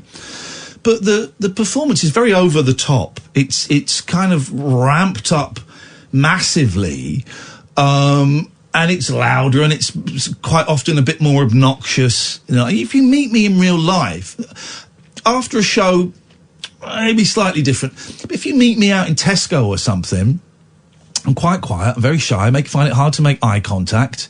We'll happily talk and have a selfie with you, but we'll be grateful when it's over. I will enjoy the moment, and I will be grateful when it's over. And I sit at home very quietly reading books about the Beatles and watching Four in a Bed. That's it. That's me. And you know that, Catherine, because we're best mates, and so you know that sometimes outside I can go into this mode if I'm being silly or showing off or trying to embarrass the kids. Yeah. I can sort of go into this over-the-top, you know, performance again, but it's a performance. But just to spell out for anyone who is cynical about this stuff, when you're talking about 12-step, that's absolute sincerity. Oh, it's all true, and it's sincere. And when, you know, and you'll notice that when someone phones up who's in trouble, I'll go down. Yeah. I kind of get closer to the real me than this. You know, that the conversation with Gavin, if we were on a bus, I wouldn't speak to him like that. But the conversation that we'd have on a bus would be very dull. It would not be worthy of broadcast, and it would probably me being polite, going, okay, Oh, man, that sounds awful. Oh, that's terrible. It would be me taking a back seat, being very passive and allowing him to tell an irrelevant story. Yeah, exactly. But the difference is when you're having a conversation on the radio, you've got to bear in mind that the person listening deserves to hear you challenge some of these views. Yeah. Exactly. And it's a performance. Although some radio presenters don't do that. It's a performance. It's theatre, grounded in reality, but I'm not like this in real life. I'm not. In fact, even after shows, it's after when people talk to us after a show, I still feel that I'm performing a bit. I'm quieter. I mean, I'm playing the part of a huckster because I will go, right, who wants a photo? Do that. We'd never say that in real life, but it's just find it speeds. It would be a bit weird, wouldn't it? Yeah, I find it speeds things up a bit. Right, who wants a photo? Just speeds up life a little bit. I can't remember why I was saying this. Oh, because some people don't know about boundaries. Oh, yeah. And get hurt. Yeah, exactly. And I think that is the and the same on Twitch, actually. The Twitch streams, really going to start doing more of them. Paul, I get what you're saying, totally. Don't get into a row with Zay. Don't get into a row with Zay on our part, because I like Zay. On the Twitch streams, I always think, to me, it's obvious it's a performance, but I think because it's done in my home and people see my house, and people, you'll often see me asking for technical advice because I haven't got a clue what I'm doing, right? There was a guy, I was trying to get some text on the screen, and one bit of text you could see and the other bit of text you couldn't see, and I was going, all right, you can't see that second bit of text, but I know it's there, I just want to leave it there, that's fine, I'll change it in a bit, but I know it's there. And then a guy went, yeah, but we can't see that bit of text. And I then went into a full-on pantomime. Oh, F this! I just said, would you know? Right, real over the top. Yeah. Guy was really offended, really upset. God, I've just made one suggestion. You're having a go at me. Oh God, that's right. Well, I won't be coming here again. I'm thinking that's the performance. That's the performance. I know it's my house. I know it's perhaps even more intimate in the radio. More intimate. It's different to the radio because you can see me, and I'm inviting you into my house to a certain extent. But whenever there is a red light in front of me, or a microphone, or a camera, it changes me. It changes me. When I go on Twitch, I'm not really being me, with some possible exceptions, and I'm working out the boundaries there. It's a performance. To me, it's a TV show. I'm doing a TV show. I'm doing a live, what I believe they call in IRL life. What? It's called in IRL life. IRL? No. I don't think you need the in. Yes, you do. It's called in. Doesn't the I stand for in? It's called in IRL life show. Okay. Hang on, doesn't the L stand for life? In IRL life. Why wouldn't they say in IRL Catherine, life? I'm trying to... Please, mate. So when I'm doing an in IRL life show, it's a performance. So what I'm trying to say is, when I'm on the radio, when I'm on Twitch, it's performance, right? And most of you get it. Most of you are so clued up, and most of you get it. But there are some people for whom nuance and subtlety is not their thing, and so I will rollick them.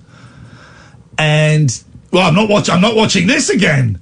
What are you doing that to me for? I thought we were friends. Right, do you know what, though? Maybe it's for the best. Maybe it's for the best. Because they're going to be upset sooner or later if that's their perception. Maybe it's for the best. We'll have a break. Oh, treats. Now. Late night, Iain Lee on Talk Radio. What's this story? Here's the problem I've noticed with some news web pages. If I open them up the day before... Yeah. They close the next day, because it's closed the next day. So I haven't got it. So what's this about the horny old woman on This Morning? Oh, yeah, that was from yesterday, wasn't it? But yeah, there's a very horny, older woman. Egyptian boyfriend, wasn't it? Called Muhammad. Was he? Oh, no. It sounds like one of Susan's made-up stories. Right, and he lives in a pyramid. Here we go. I'm going to the Daily Record. I'm that kind of woman. Oh, except to read this full article, please answer a quick question. No, I won't. What I'll do is I'll go back and then forward again. It's still doing it, so I'm going to go somewhere else. Sorry, everyone. I get it from a newspaper if you want. I've got it in a newspaper. No, here we go. Let's do this. All right, here we go. Pensioner Iris Jones. Oh, look, there's a picture of her in a swimsuit. Pensioner Iris Jones stunned Holly and Phil on This Morning today as she revealed intimate details between her and her Egyptian boyfriend. Iris, 80, found love with Egyptian Mohammed Ahmed Ibrahim over Facebook. Hey, hang on a minute. Isn't the fella the fella that Deirdre Rashid got married to? No, that was Shamir. Okay.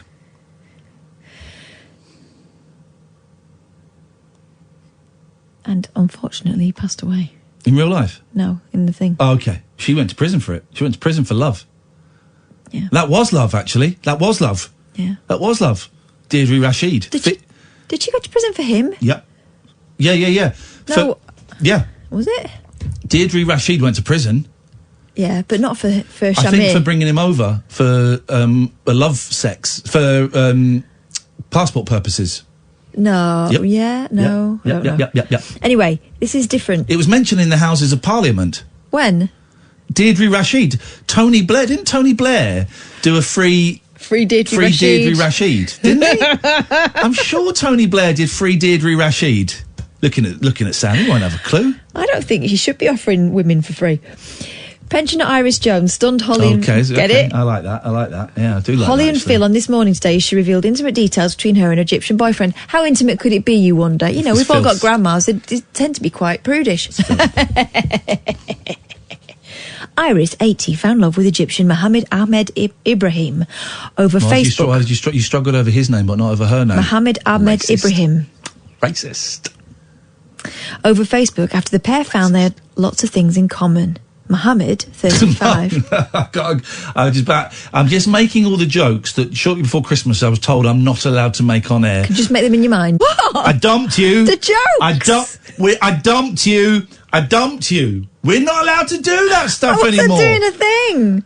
We're not allowed to do. We got told. Don't vocalise what you are thinking. Thank you. Well, don't you? Because I dumped you. How dare you dump me? Catherine, you dumped. Mohammed, 35, proposed after 15 days, and Iris eventually went over to meet him in Cairo after the pair spoke regularly over video call, and that's fine. Video call. What is this video call? What is this? It sounds marvellous technology. Iris... What is this? What is video call, you dog? Iris, I want to make love to you on video call. It is a beautiful way to show I love you. First of all, you make a video call. Secondly, I take off my pants. Thirdly, you... Oh, no, keep yours on! Keep yours on! Please!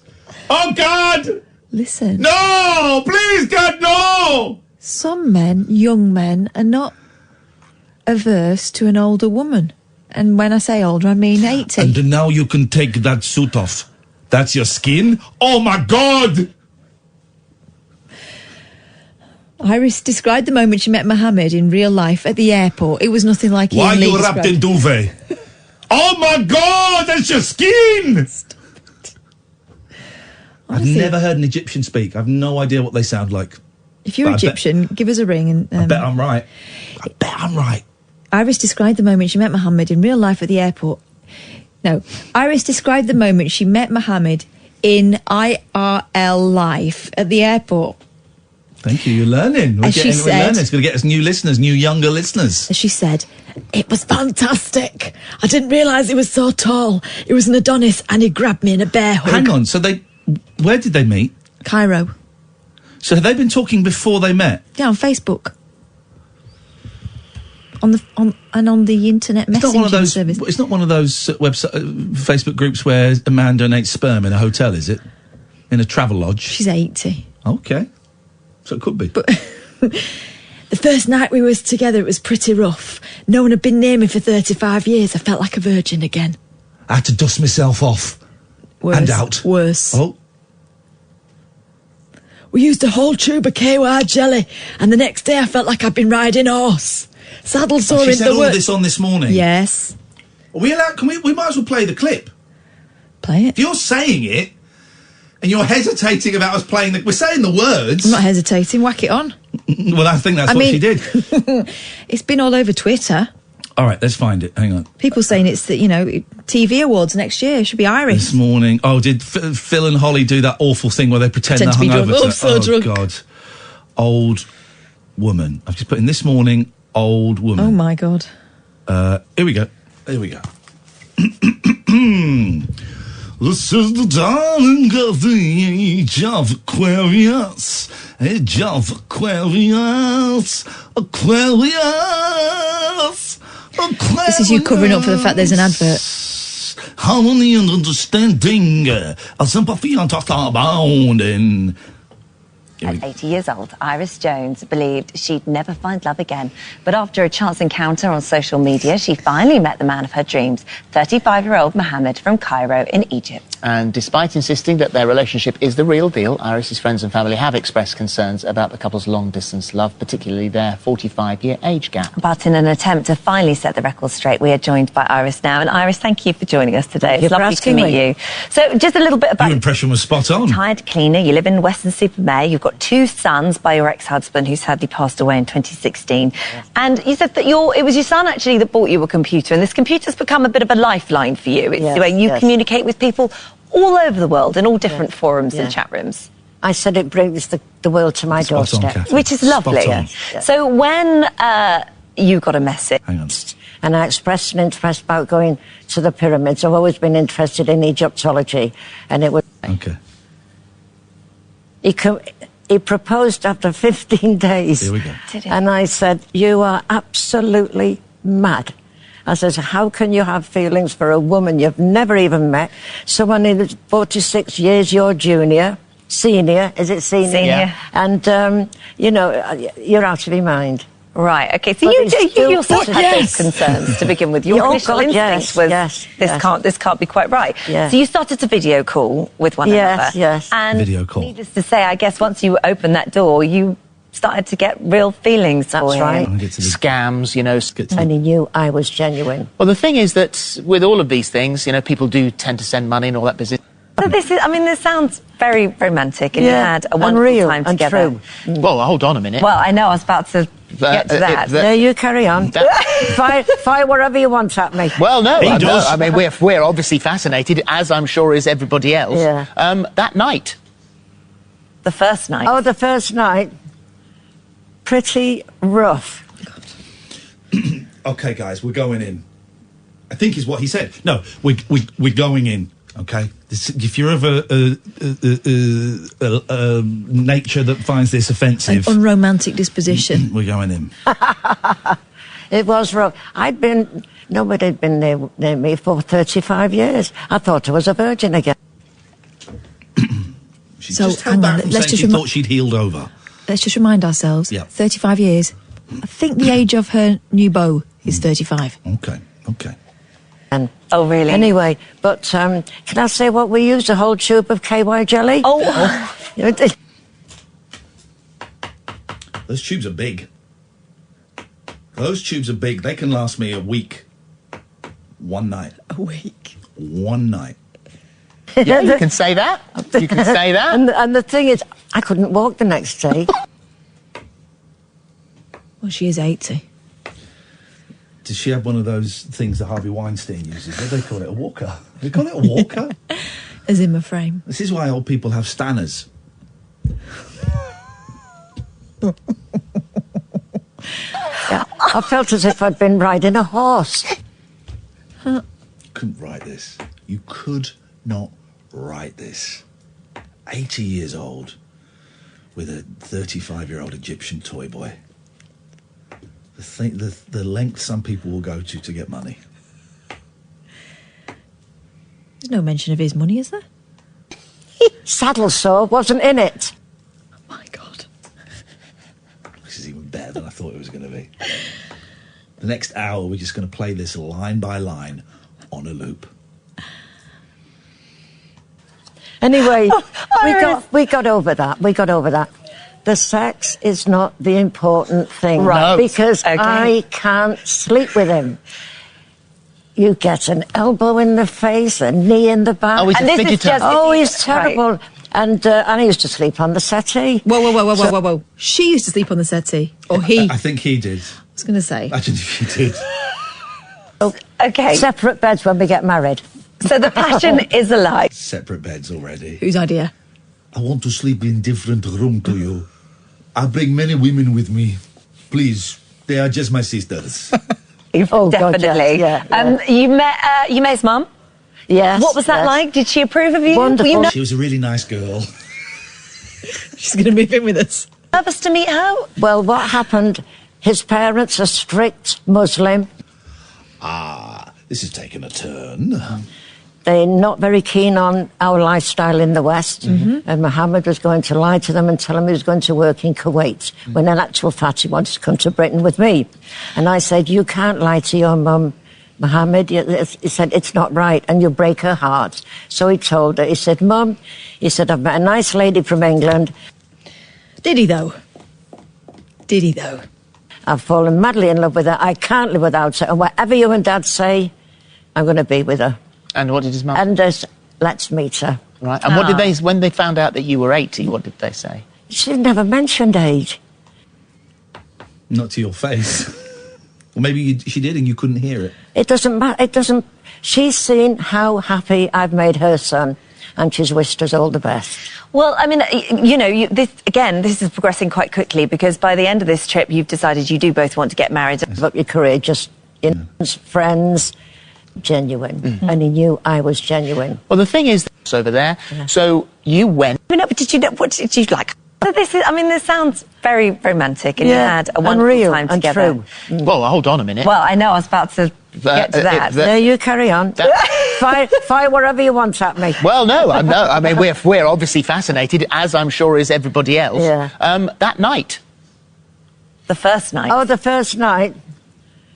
Pretty rough. It was rough. Nobody had been near me for 35 years. I thought I was a virgin again. Oh, really? Anyway, but can I say what we used? A whole tube of KY jelly? Oh. Yeah, you can say that. You can say that. And the thing is, I couldn't walk the next day. I felt as if I'd been riding a horse. Saddle sore, wasn't in it.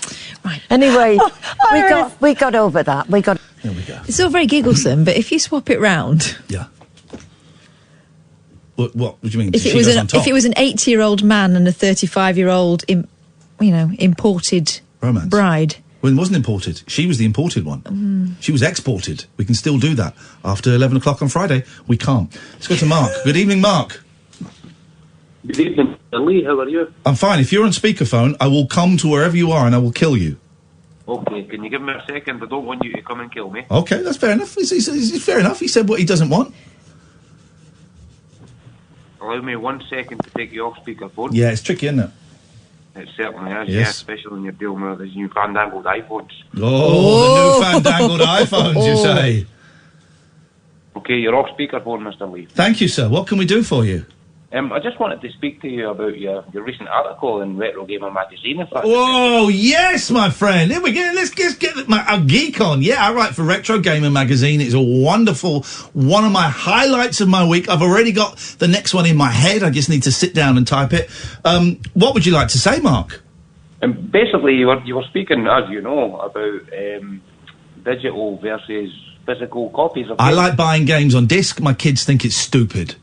I like buying games on disc. I like buying games on cartridge and cassette way back in the day. Yeah. But recently, I'm becoming more and more inclined to buy them digitally. No, Mark, why are you doing this to us? Come on, why? It's a lot easier and from time to time a lot cheaper. Well, if it's cheaper, okay. And I must admit, I've started doing it a little bit now. I'm using my Switch more, but it's a con. The video game companies want you to buy digital because that means you can't then, when you've completed a game or you don't like a game, you can't then go into Computer Exchange and sell it. You can't put it on eBay. You can't give it to a mate. You can't do that. You can't lend them. You can't sell them on your. No, exactly. They own your ass, Mark. I don't want anybody to own my ass. You are killing Right, we love, right, you're an old man like me, I get it, right? And we like collecting and playing old video games, which is great.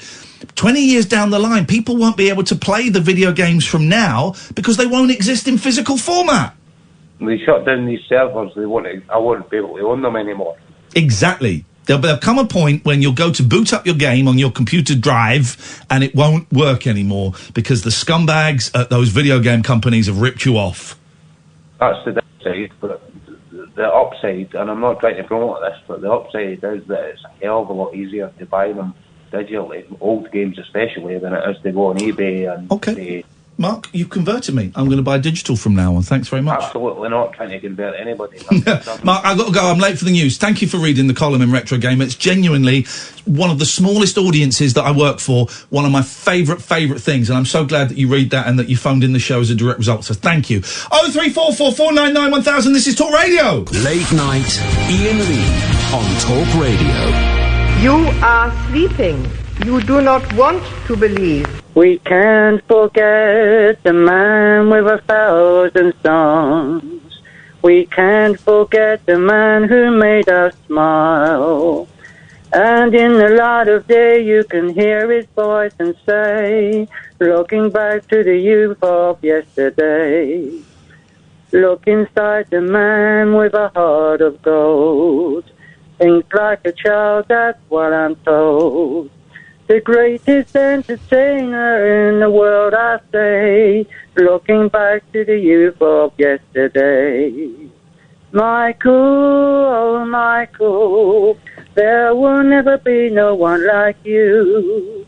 Michael, we won't forget you, 'cause the world is thinking of you too. Respect is what you've got now, you're gone. But now I know that life goes on and on. There'll always be a day we can say, your songs will say, looking back to the youth of yesterday. Michael, oh Michael, Michael, oh Michael, there will never be no one like you. Run like the wind, run for your life. 0344 499 1000 is the telephone number if you want to give us a call. Quiet on the phones today. Comme ci, comme ça. Comme ci, comme ça. Is the show any good? Yeah. Since I still don't feel 100%, but physically I've got a headache. Angel says, great show tonight, guys. Been in stitches with the old girl and toy boy. What the hell? Are you talking about us? Because he's older than me. She's got an old girl and a toy boy at home. Oh. She's been in stitches with the old... So at home it's Angel and her old girl, her gay wife. Or mum. And her toy boy. That sounds like a messed up situation.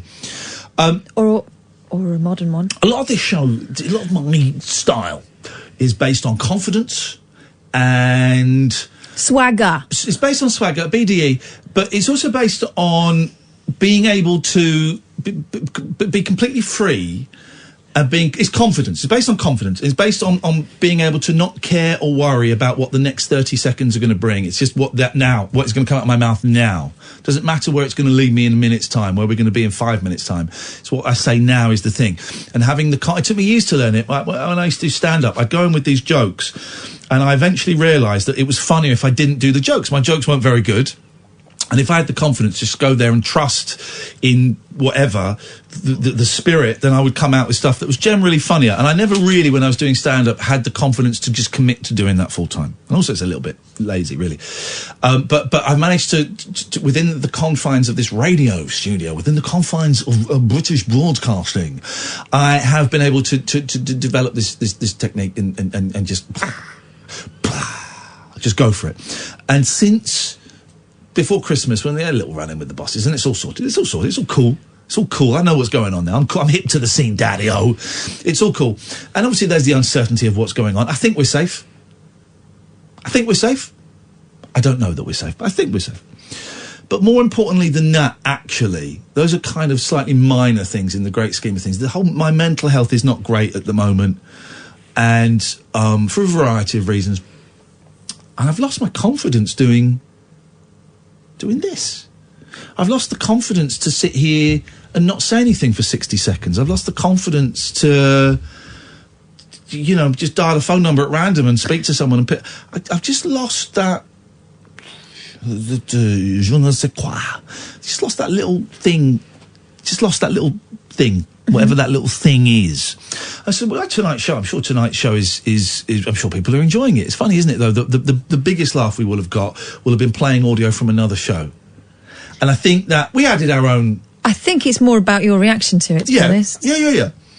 But I just feel there's... I don't want to get too navel-gazing, but we get a little bit navel-gazing on this show. Please don't send me ghost hugs. I don't know what that is. Please don't. And I'm not doing this so you on Twitter go, hey, it's a great show, Ian. It's great. It's cool, but you don't need to. But I just don't know. Someone set up an account called Lord Lucan. Hello, cobblers. Can I crash in your floor? Cobblers? Cobblers is what it says. Lord Lucan. I don't know. I don't want to get too, I don't. Do you know what you're forgetting? Yes. This is just you and me hanging out. Oh. You don't have to do a thing. She reminded of that song. You and me, baby, we ain't nothing but mammals, but let's do it like they do on the Discovery Channel. Back to Iris. That's a funny song. Who is that? Dog Eat Dog, Manfly. No. Bridge Too Far. It's Cool Cutting Crew. The Associates. Wednesday Club. Out and out buggers. You know, Sam. Don't tell me until we get it right. Outcast? No, Outcast. I hate something else like that. It's The Wherewithal. By the way, guys, I hope you're keeping a list of these names. These are all great band names. Not Tonight Florence. The Hoo Ha Crew. Wake the World. Touchcloth. The Big Bear Club. It's like the Big Bear Club, isn't it? It's the Dur Dur Dur. Is it the Dur Dur? Just give me the sound. Is it the Dur Dur Dur? Out Here Brothers. Boom boom boom. Dur Dur Dur. Is it the Dur Dur Dur? Yes. The Dur Dur Dur. That's the name of the band. We got it. It's the Dur Dur Dur. He's out in it. Is out in it. The Proudly Boys. These are great names. The Something Gang. The gang. Dirty. The Dirty. I nearly swore then. Something Gang. The gang. The Dur Dur Gang. It's the Dur Dur Gang. Oh no! Don't tell me. Who Hang. The Who Hang Gang. The Wing Wang Gang. The Something Hard Gang. Got the.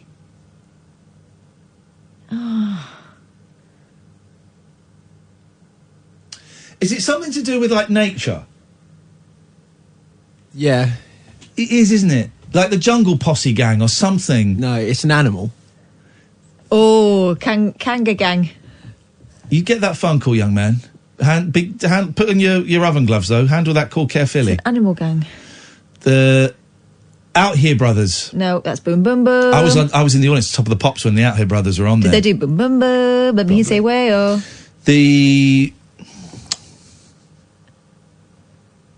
Aardvark Gang? I don't know, Sam. Please tell us. The Get Along Gang. Bloodhound Gang. Oh, Bloodhound Gang. The Bloodhound Gang! The Bloodhound Gang! The Bloodhound Gang! Curses! Now, someone I know well bought that on CD single. CD single. Better than a single. Who did that? Justin Dealey. My dad. Yes. Really?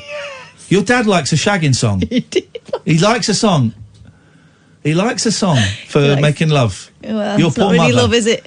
It's only 3 minutes long though, so not so bad. You and me, baby, we ain't nothing but mammals. So imagine your dad. Stop your it! dad in the bedroom with your mum doing this. No. You and me, baby, we ain't nothing but mammals. And then the towel drops. And he's got one of those elephant thongs on. And he's you and me, baby, we ain't nothing. And the trunk goes up. Oh, we just do it like that. It's your mum and dad. Oh, Kath, I found a bit of your pen. Oh. Oh, Pete, you are a one. Stop it. Oh, Pete. Oh, Pete, are we going again? Stop it. But we did it recently. We did it in 1978. You and me, baby, we ain't nothing. Your dad, he doesn't sing it, but he mouths the words. Stop it. Pervert. Leans over to her in the pub. Hey, lass. No, stop it. You and me, baby. We eat nothing but mammals, so let's do it like they do on Discovery Channel. Oh, my God. Please stop. Let's go to Paul. Good evening, Paul. Ian, how you doing, buddy? I'm very, very, very... What can we do for you tonight, Paul? You are sounding good, man. You are sounding good. Thank you, man. Do you know what? I sent you a thing a couple of weeks ago. Don't get involved in an argument with Zay. I know. Don't. What am I going to do? I can't back down, but at the same time, I'm scared. Yes, you can. Here's what you do. You just say, I'm really sorry. That's all you got to do. That's all you got to do. Because here's the thing, right? I like Zay. I love French kisses. I love French kisses, right? Yeah, I like the song. Yeah, I know, but I worry that he thinks that we're all just sat here taking the pee. I know. So just don't. If I see, here's my rule from now on, right? I'm saying this rule because I'm really enjoying blocking people. Don't make me do this, Paul. If I see anybody sending abuse to Zay on behalf of this show, you're blocked. You're blocked. That's fair enough. You're blocked. You're dead to me. And abuse. And I will be the judge of what abuse is. I will be the judge. Have you fixed that pen? Yeah. Can I have it back? Please don't break it again. You got dribble on your chin. It's really... Concentration tongue. I will be the judge of what is abuse. And people might get in touch and go, "Whoa, you blocked me and I didn't say anything." And I will look and it will be something rude it will be something I consider to be... I am the judge of what I consider abuse. So everybody, no one sends abuse to Zay or anybody... Or H or anybody on behalf of this show. If I see it, you're blocked. Simple as. You're blocked. Well, I've got a sort of second apology to make then, mate. I'm sorry. Go on. Not only have I wound up Zay, but I seem to have sent, like completely by accident, the wrong hashtag to the wrong person. I've been trying to contact Adam Sandler. Yes, I know. And you've been sending it to anyone whose first name begins with S and first name begins with A and second name begins with S. Yeah. Oh, Paul. So close. Can you delete tweets? Yes, you can. Yes, you can. I'll do that. That'll be fine. Yes, you can. You okay? Thank you. And you watch it. You're on a yellow thin ice. You're on yellow ice, which is the worst kind of ice. Don't eat the yellow snow. Hey, Paul, go Philly. Thank you very much indeed, Paul. 0344 499 1000. This is Catherine's turn to speak, or do you want to go to a break? It's break time. And go! Late night, Iain Lee on Talk Radio.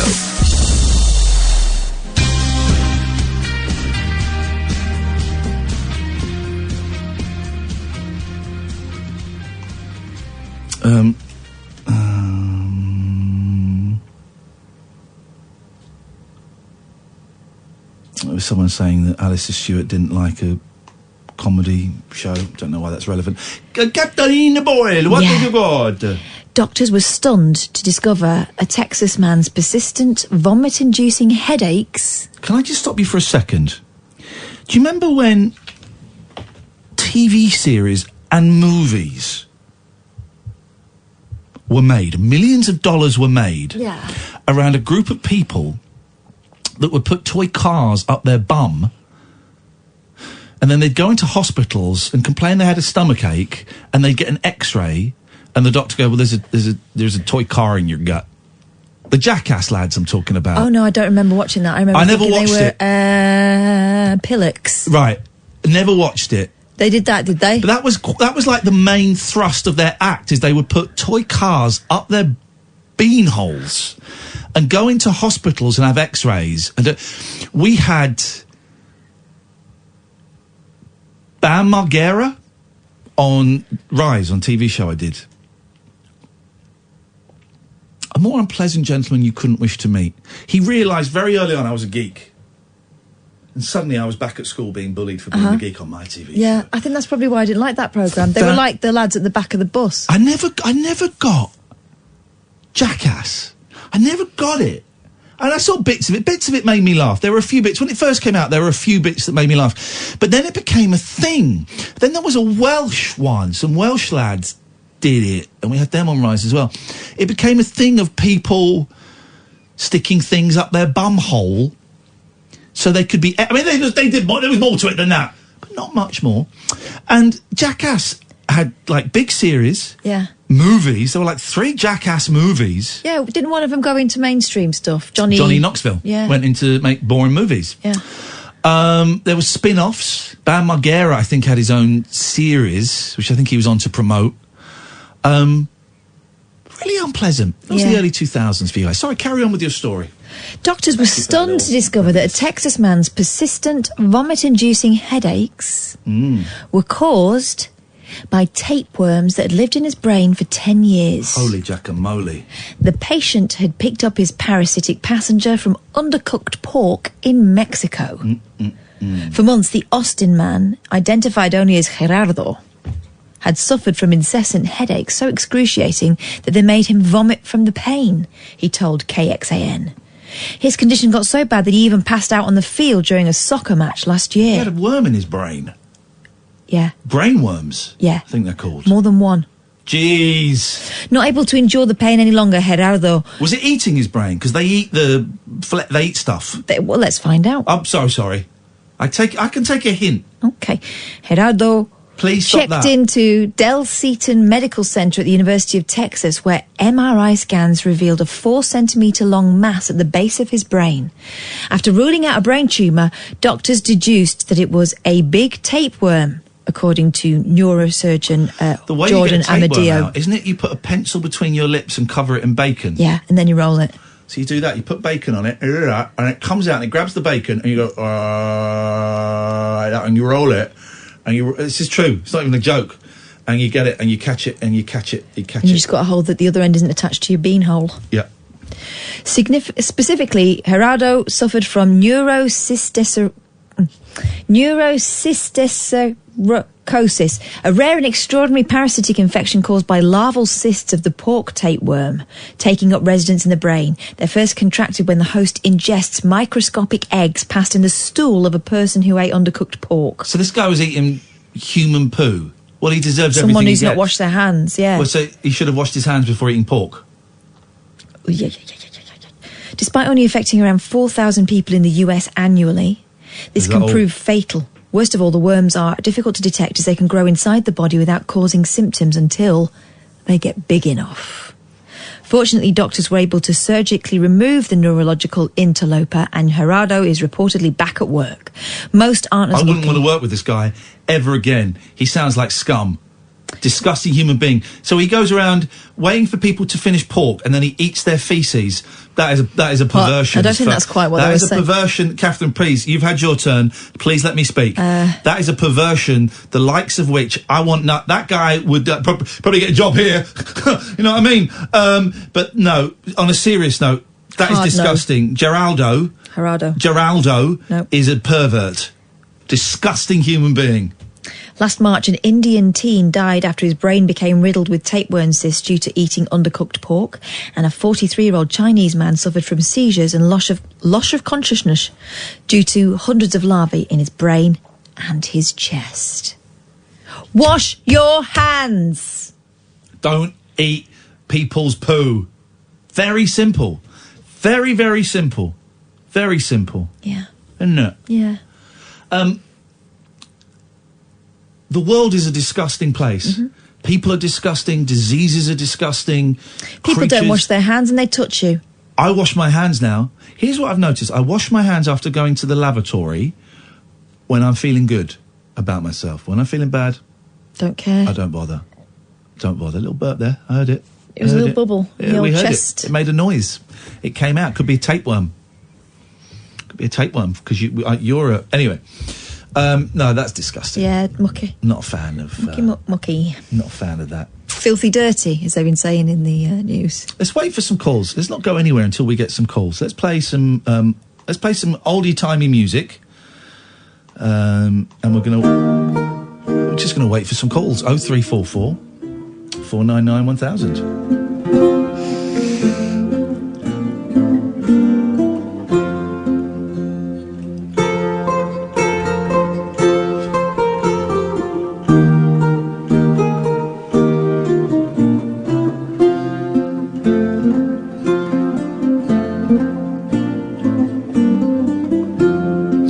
in, sir. You look cold. Let me get you a fine ale. That's what it feels like. That's the kind of vibe that it feels like to me. Oh, keep our voices down. The mistress might hear. Oh, I was reminded of a great song the other day. Yeah. Now, the version that popped... I mean, I having some very weird dreams where I'm Adam Sandler. Advances have been made in the Adam Sandler, get me in an Adam Sandler movie. We did the tweets. Remind me tomorrow. Did the tweets. It's happening quicker than we thought. But I woke up singing a song that I knew from Gary Glitter in the 80s. Right. And I found his version, and his version actually isn't very good. Right. But then I found the original version. Listen to... I'm not going to play it all, but listen to this. This is great. This is great. I'd like to tell you about a little guy I used to know who had a shoe shine parlor. Very nice fella. His trouble was he had a nagging wife. Oh, was she a nagger. She was so bad she finally drove him clear out of the world of reality. He ended up living in the world of shoes. His friends were sneakers and loafers. 1964. He even brought a pair around one night to introduce us to. Said they were a couple of Oxford friends. Rhodes Scholars, he said. He used to walk the streets singing this little song. Isn't it great? Let's see if I can remember it here. A shoe has a tongue, but the tongue doesn't wag. The tongue of a shoe doesn't nag. A shoe-tongued friend will never give you the blues. Some of my best friends are shoes. Isn't it great? A shoe has eyes, but the eyes never cry. The eyes of a shoe never cry. A shoe-eyed friend will never give you the blues. Some of my best friends are shoes.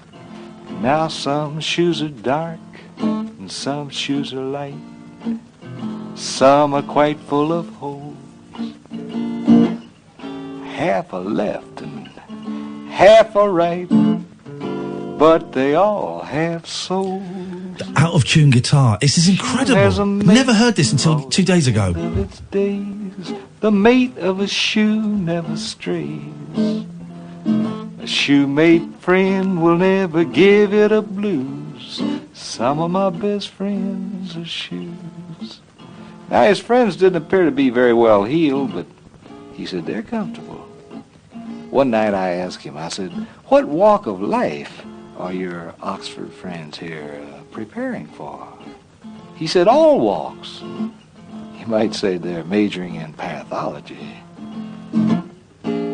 Yeah, well, that covers a lot of ground, I said. Pathology. He said, yeah, and they're under a lot of pressure. I said, well, that's the trouble. You know, when you want to become well polished, you have to toe the mark. He said, that's a rub. He said, but they get their kicks, too. It's nuts, he said, isn't it? They're very fond of music, for instance. You know, I can see why his wife gets frustrated.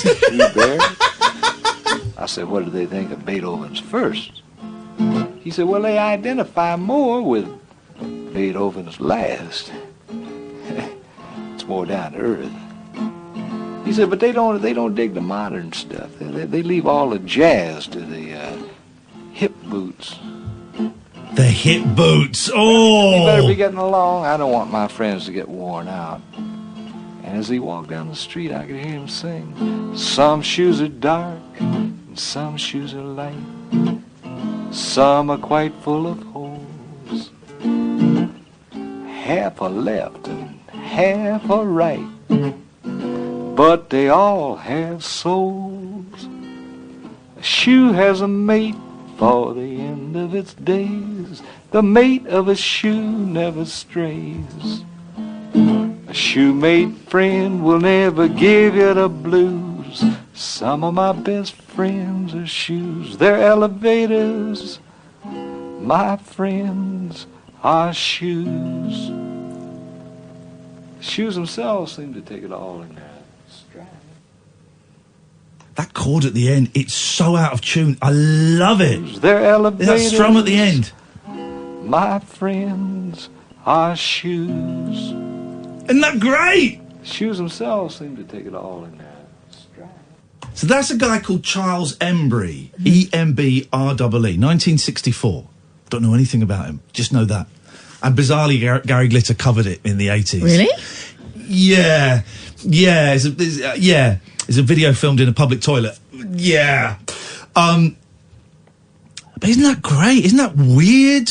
That's around the same time as I Want to Hold Your Hand. And this guy just goes in and records it. I think he's done an album.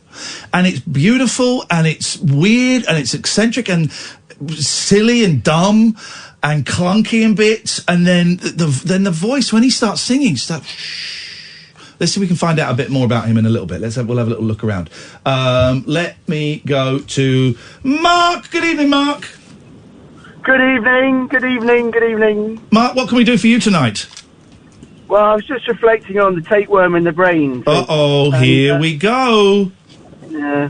The thing is, people not washing their hands, right, after number one, number two, you can never tell. You can never tell who it's going to be. Because I was at a wedding a few years back, and really pretty girl went into the loo in front of me as a queue, unisex loo. Came out afterwards, didn't wash her hands. Yeah. She could have a tapeworm in her brain, mate. She could have a tapeworm. She could have a tapeworm in her brain, Mark. She could have. She could put one in yours. Beautiful girl, tapeworm in her brain.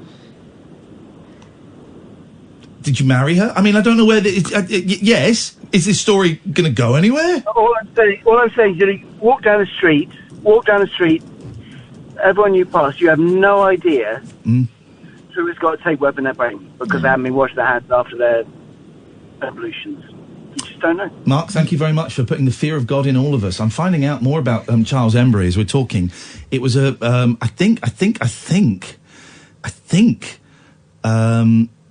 it's being described here as a rare private pressing LP by this forgotten hipster. There's copies available for 25 quid, and I'm thinking, Oh, now, come on. That wouldn't be stuff, that would be a thing. Oh, would it, though? In the late 1940s, Embry took Riff Charles as a stage name and nom de plume. Originally, it was used in conjunction with two 78s recorded by Scatman Carruthers. Star of The Shining. According to liner notes from the record Rock and Roll with the Scatman, Carruthers, who was a friend of Embry, got his first big break by singing 4 songs written by Riff Charles. Embry was a modern Renaissance man.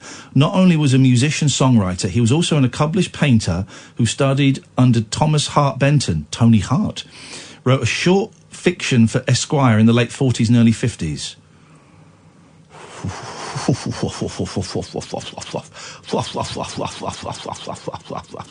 I really want to get involved in this guy. Oh, the whole album's here, fine. We can just play it on YouTube. Hello, Damo! Mr. Lee. Damo, what you got for us? And Miss Boyle. Yep, okay. Those are the names, well done. Yep, the formal greeting, congratulations. Your English is proceeding very well. We're all present. Why, thank you. I just wanted to say I brought me a new pair of shoes the other day. Oh, yeah? I walked past the shop and it said 60% discount. So these didgeries, they were didgeridoos. We're not stupid, you don't have to explain it. Although that is not the correct rhyming slang. That's a made-up slang that you've done there. But yes, continue. They were 90 quid, reduced to 40 quid. Okay, so it's more than half price. Less than half price, yes. Yeah, so... that happens. Those are sales. They do that from time to time, which is incredible, really. That there's a price, and then sometimes... It was a bargain. Bargain. Yeah. So, did you buy them? I bought me... Yeah. Wow. Wicked pair of didgeridoos. Wicked. Okay, Damo. And then did you go off... When you to celebrate, did you go off to the offie and buy a load of Kestrel? No, it was more K. Ketamine? No. Yeah. Cider. Right.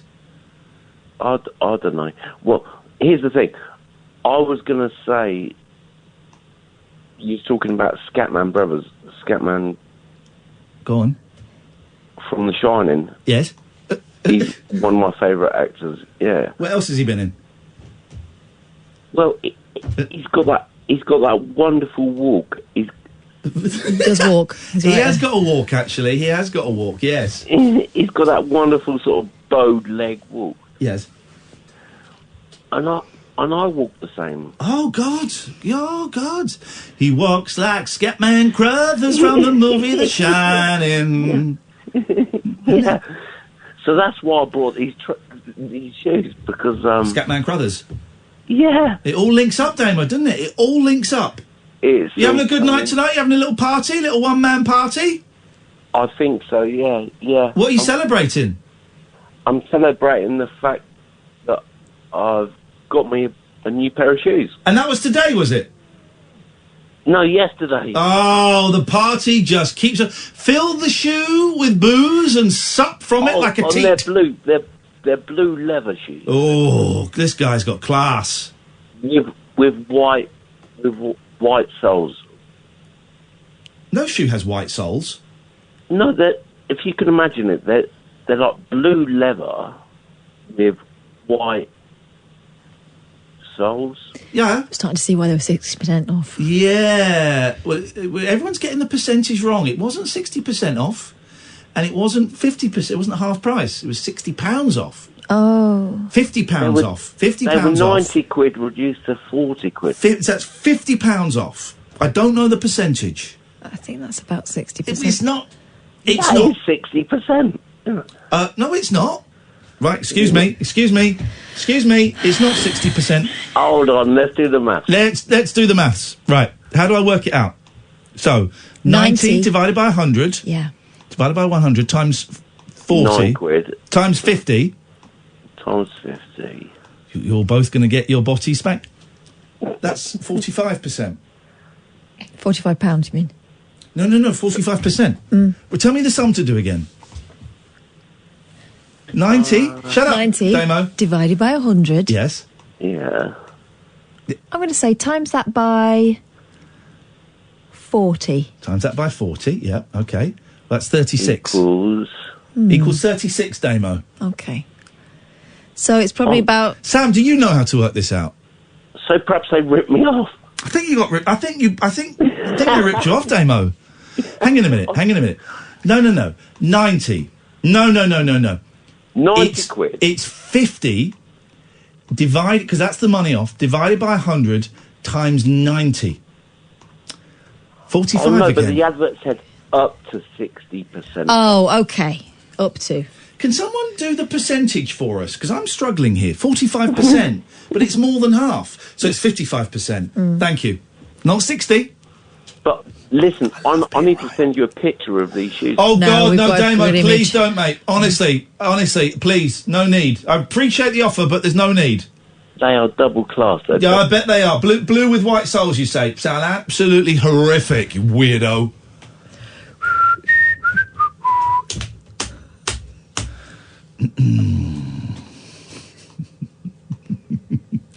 I wish I hadn't waited for phone calls then. Well, you asked for it, mate.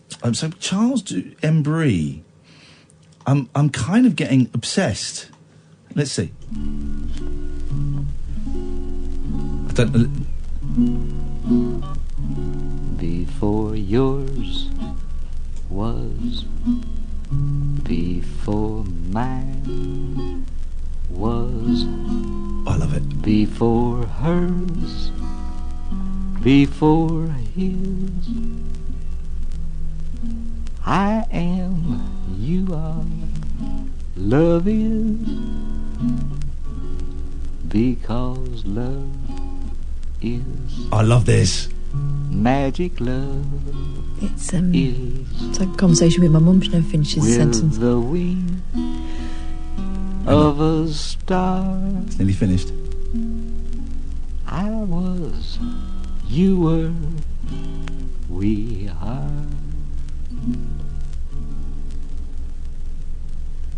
This may be the greatest record of all time. Get me Charles Embry's number. We're getting him on the show. This is Talk Radio. Late night, Iain Lee on Talk Radio. I'm going to give you some life hacks. Oh, good. I need one of them. Any word? I don't think we're in on Friday. I haven't heard anything. No. I don't think we'll know until we get a phone call at 10:05. Guys, where are you? I think that's how it's going to work. Just 1 minute of exercise a week can benefit people over the age of 65. Oh, just 1 minute? I've been wasting my time. And spending the same amount of time doing memory tricks can help to boost brain health. Here, Stuart Roberts, author of Get Strong, Get Fit, Get Happy, a life manual for 40 plus, reveals the best 1 minute hacks to a healthy life. Let's dive in. Phones are open, 0344 499 1000.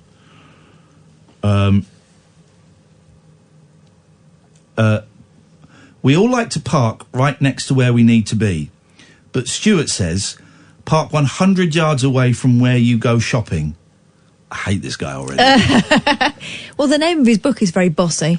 Then when you walk back, it gives you a little bit of exercise, and you'll be carrying a little bit of weight too. Shopping, I guess he means. He's not being rude. Take the stairs. Try to avoid the temptation of the lift. Stuart says it can take a minute to walk up 2 flights of stairs. It doesn't have to be fast as long as you're making the effort.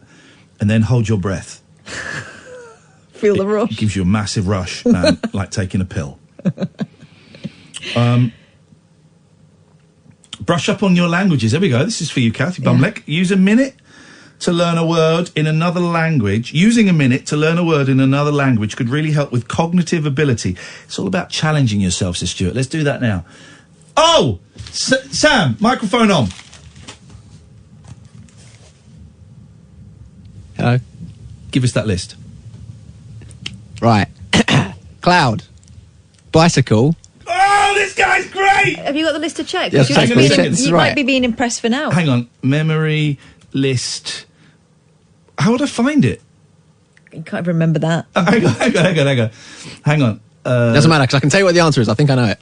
Okay, go on. So it's cloud, bicycle, elephant, watermelon. He's right. Have you found it? No. Cat, egg, rabbit, mud, bird, whistle, jungle, turkey, computer, sword, pizza. Yes, he's right! Do you know what? I've got a feeling it feels like it felt a bit light at the front. But I think you're right, man. I mean, I knew it was coming to pizza. I knew it was a computer and a pizza. Remember that. This guy's great. If you've never listened before, you haven't got a clue what we're talking about. I'm not going to bother explaining to you.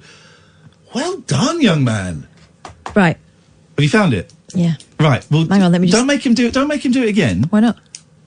Could you do it again? Yeah. All right. Wait. Wait. Memory tricks to help you win at business. Visualise. She's not. Just Control F. Cloud. Go. Cloud. Mm-hmm. Bicycle. Mm-hmm. Elephant. Watermelon. This is amazing. Cat. Egg. Rabbit. Mud. Bird. Whistle. Jungle. Turkey. Computer. Sword. Pizza. Yeah. Kaboom!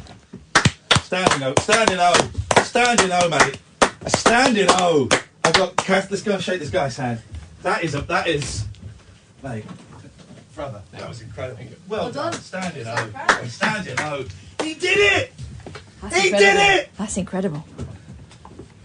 That's not bad, is it? The future's looking bright. We've got kids like that. Future's looking bright. That's amazing, man. I'm very, very impressed. You come in tomorrow and give me another list.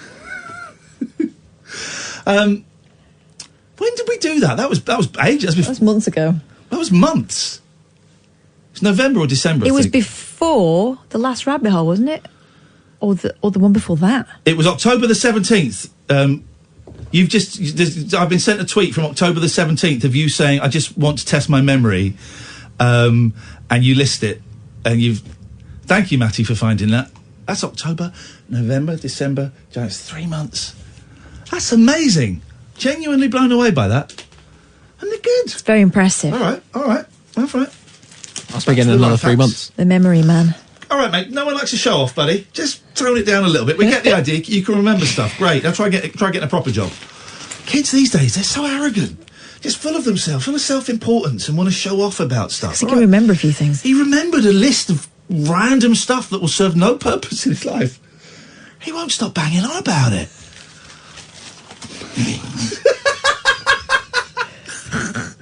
I'm genuinely blown away by that. Yeah, it's really good. And Genuinely. also terrifying, because this kid's memoirs are going to be bang on. I could only just remember that we'd done that at some point. But there was something about that. That was incredible. Turn on the tap. This is a life hack. Oh, we're still there, are we? Getting up to pour yourself a glass of water keeps you moving and hydrated.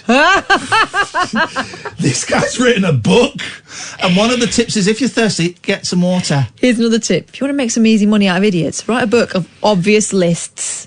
Stewart says, we need to drink 1 to 2 litres a day. Older people tend to dehydrate without realising, because it leaks out of them. It can lead to infections. Let's go to Dale. Hey, Dale. Dale? Hello there. Hello, Dale. What you got for us? I've got a confession to make to you. If it's a murder, I don't think I'm probably win us another award.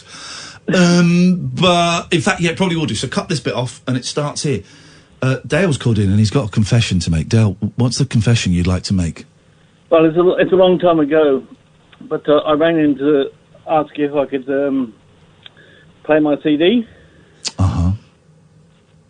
And you said, at first you said no, and then you said yes, you'd play every song. But I bottled it, unfortunately.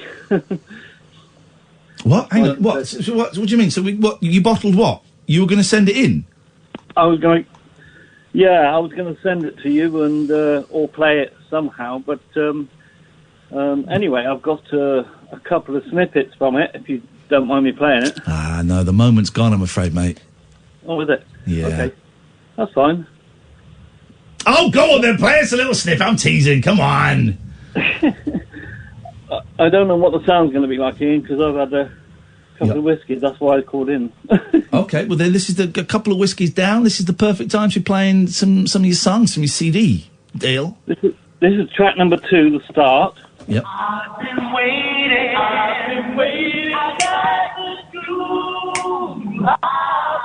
Outside the school? I've been waiting for you. Oh. Didn't you say yesterday I loved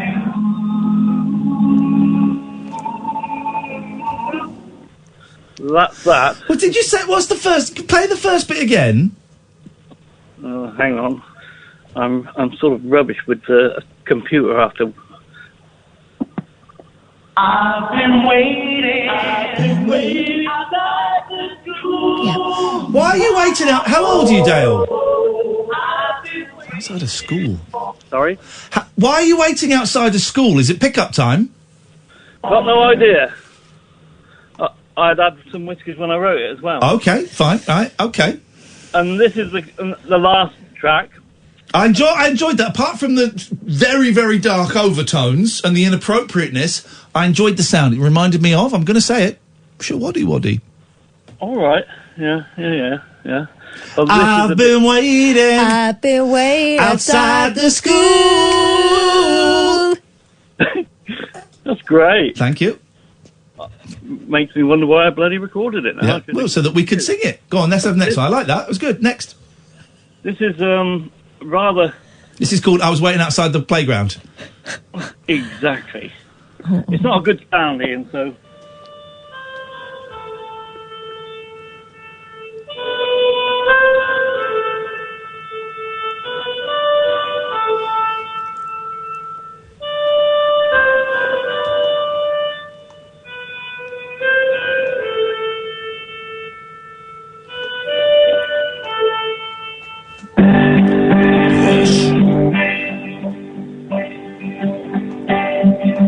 I'll never give up.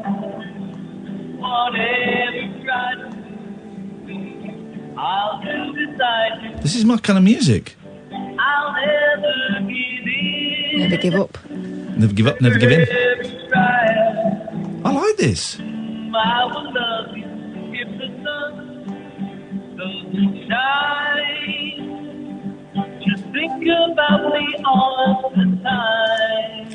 this?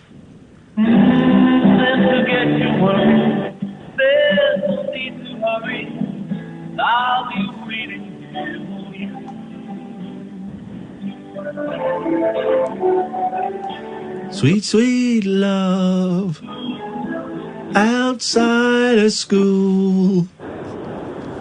I enjoyed that, Dale. Yeah, sorry about the sound. It's It terrible. sounds a bit like Jerry and the Pacemakers. Oh, yeah. Yeah, there's a little Mersey beat sound there. Not Beatles, but a little Mersey beat vibe. There's a little bit of the kind of 50s, the Dions and the Del Shannons. There is a Beatles-type song I wrote on there. Let's hear it. Quick surf it. Let's have it. Let's have the Beatles type song by Dale.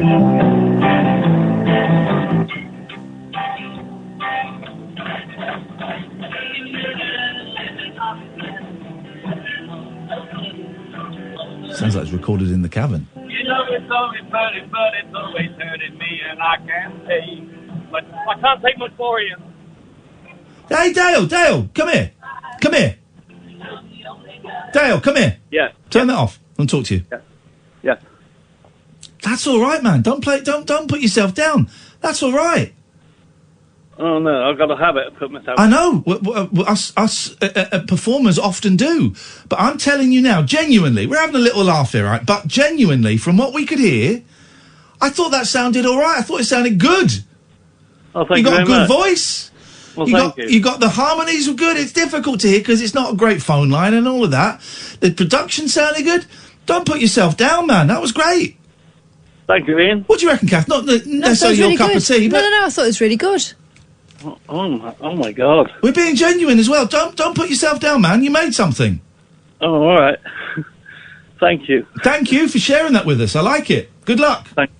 Thank you. Thank you, man. I like that. You know, went outside the school, but there are a lot of these old kind of rock songs or that kind of vibe. Don't read anything into it. I enjoyed that. I thought that was good. I've been waiting outside the school. It's like an old 50s. Yeah. It's like Shwaddy Waddy. No, I enjoyed that. It was good. Funny, putting himself down there.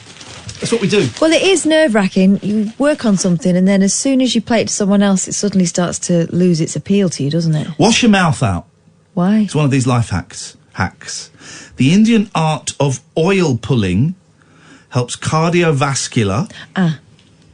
I heard about that a while ago, and they said, don't do it. Let's check it out. Stewart, who's written a book, Stewart Roberts says do it. He's got a book out. Doctor? No, just Stewart Roberts. Okay. He's a health expert.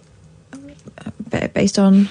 The Indian art of oil pulling helps cardiovascular and oral health. Oil pulling could cause lipoid pneumonia. Can I please read it? Which can develop if the oil gets in your lungs. Oh, God, listen to the snowflakes.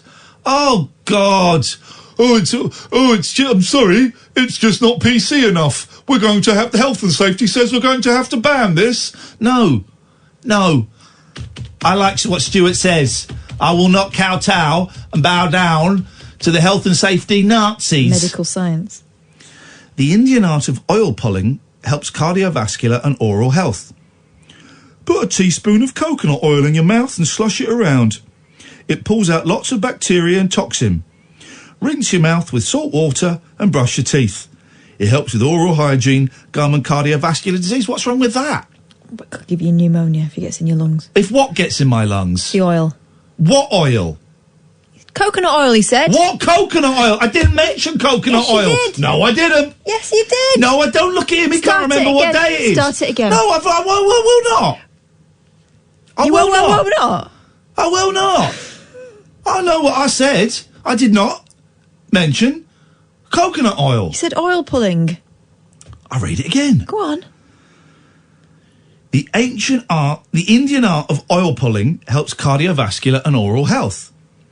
Put a teaspoon of coconut oil in your mouth and slush it around. Mm-hmm. It pulls out lots of bacteria and toxins. Rinse your mouth with salt water and brush your teeth. It helps with oral hygiene, gum and cardiovascular disease. What is wrong with that? Hello? Oh, will you do that one more time, I dare you? Just one. Just one. Hello. Stop. That is assault and battery. Can't do that. Can't do that. You can't do it. Don't goad me. What is wrong with that? What is wrong with what I've just said? I think, as responsible broadcasters, we have to also say that it can be dangerous if it gets in your lungs. If what gets in your lungs? The oil. What oil? Coconut oil that I you're didn't swilling mention around. coconut yes, oil. you did. I did not. But you did, though. I did not mention coconut oil. I didn't mention coconut oil. Listen with your ears. Thin ice. You're on very thin ice. Listen with your ears. Do it again. I dare you. Hello.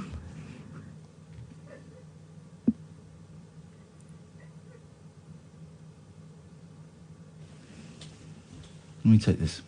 I think you should. Yeah, I will. Do I it. have. Do it then. I will. I have. Go on then. Done it. Sue. Sue. A boy named Sue. Yep. No, I just want to say congratulations to Iain. It's actually, I'm really proud of him for what you've done tonight. What? You're on the air. What did I do tonight? What you do, you've done one of the best shows you've done ever. It's the first time I've switched off my TV at 10 o'clock and actually listened to it all the way through. Hello, Governor. Thanks very much for that. I did it all by myself. Yeah, you did, didn't you? Can you unblock me now on Twitter? There we go. No, it's There that it Muppet. is. No, goodbye. Thank you. Goodbye. What did he say there? He wants to be unblocked on Twitter. I'm loving blocking people on Twitter, Daryl. I thought it was being all in. I thought it was a 7 out of 10 at best Exactly. tonight. Generous. I'll be that. happy with a 7 out of 10. Yeah, guys, I'd be happy with a 7 out of 10, actually, guys. As you know, I'm nominated for two awards at the Paul Mansonis, and global aren't in them. It doesn't mean anything. They don't count, do they? Can you say that after? They do. I know. I think they count. I'm going to enter the global awards. I'm going to make some noise. I'm going to enter their awards. I'm going to gate crash their awards, and I'm going to win an award there. I'll show you how good I am. They do that. That's the night after, isn't it? It's or the night before, or something like that. I think it's the same week. Yeah, it is the same week. And they've got the Stereophonics and Aled Jones. Who's our entertainment? Do we know? Someone else Welsh. Kath is playing the spoons. That's what I think. Hey, Daryl. Hi, guys. How are we doing? What have you brought? You brought in a drink? A little coffee? No, it's a tea. Actually, I've got a little tea on the go. Little tea. Got a fancy computer. And he's got a book called The Hidden World of the Fox. This looks to me like a show-taking show. Yeah. It's going to be a good one. Tell us. So we've got some spiky issues to get into. We need to talk about Brexit MEPs shaming Britain in the European Parliament earlier And those ties, just the start of it. I know. The fashion sense, isn't it, really, they get you. But we're also going to talk about foxes and what foxes are like. So, balance. We're going to repair the equilibrium. If fair play, I thought Nigel Farage played it down. If I'd have been him, I'd have stood up and taken a dump on Juncker's head. We're back tonight at 10. Stay tuned. Daryl's coming up. You can send him abuse on Twitter. And now I'm going. This is Talk Radio. Talk Radio.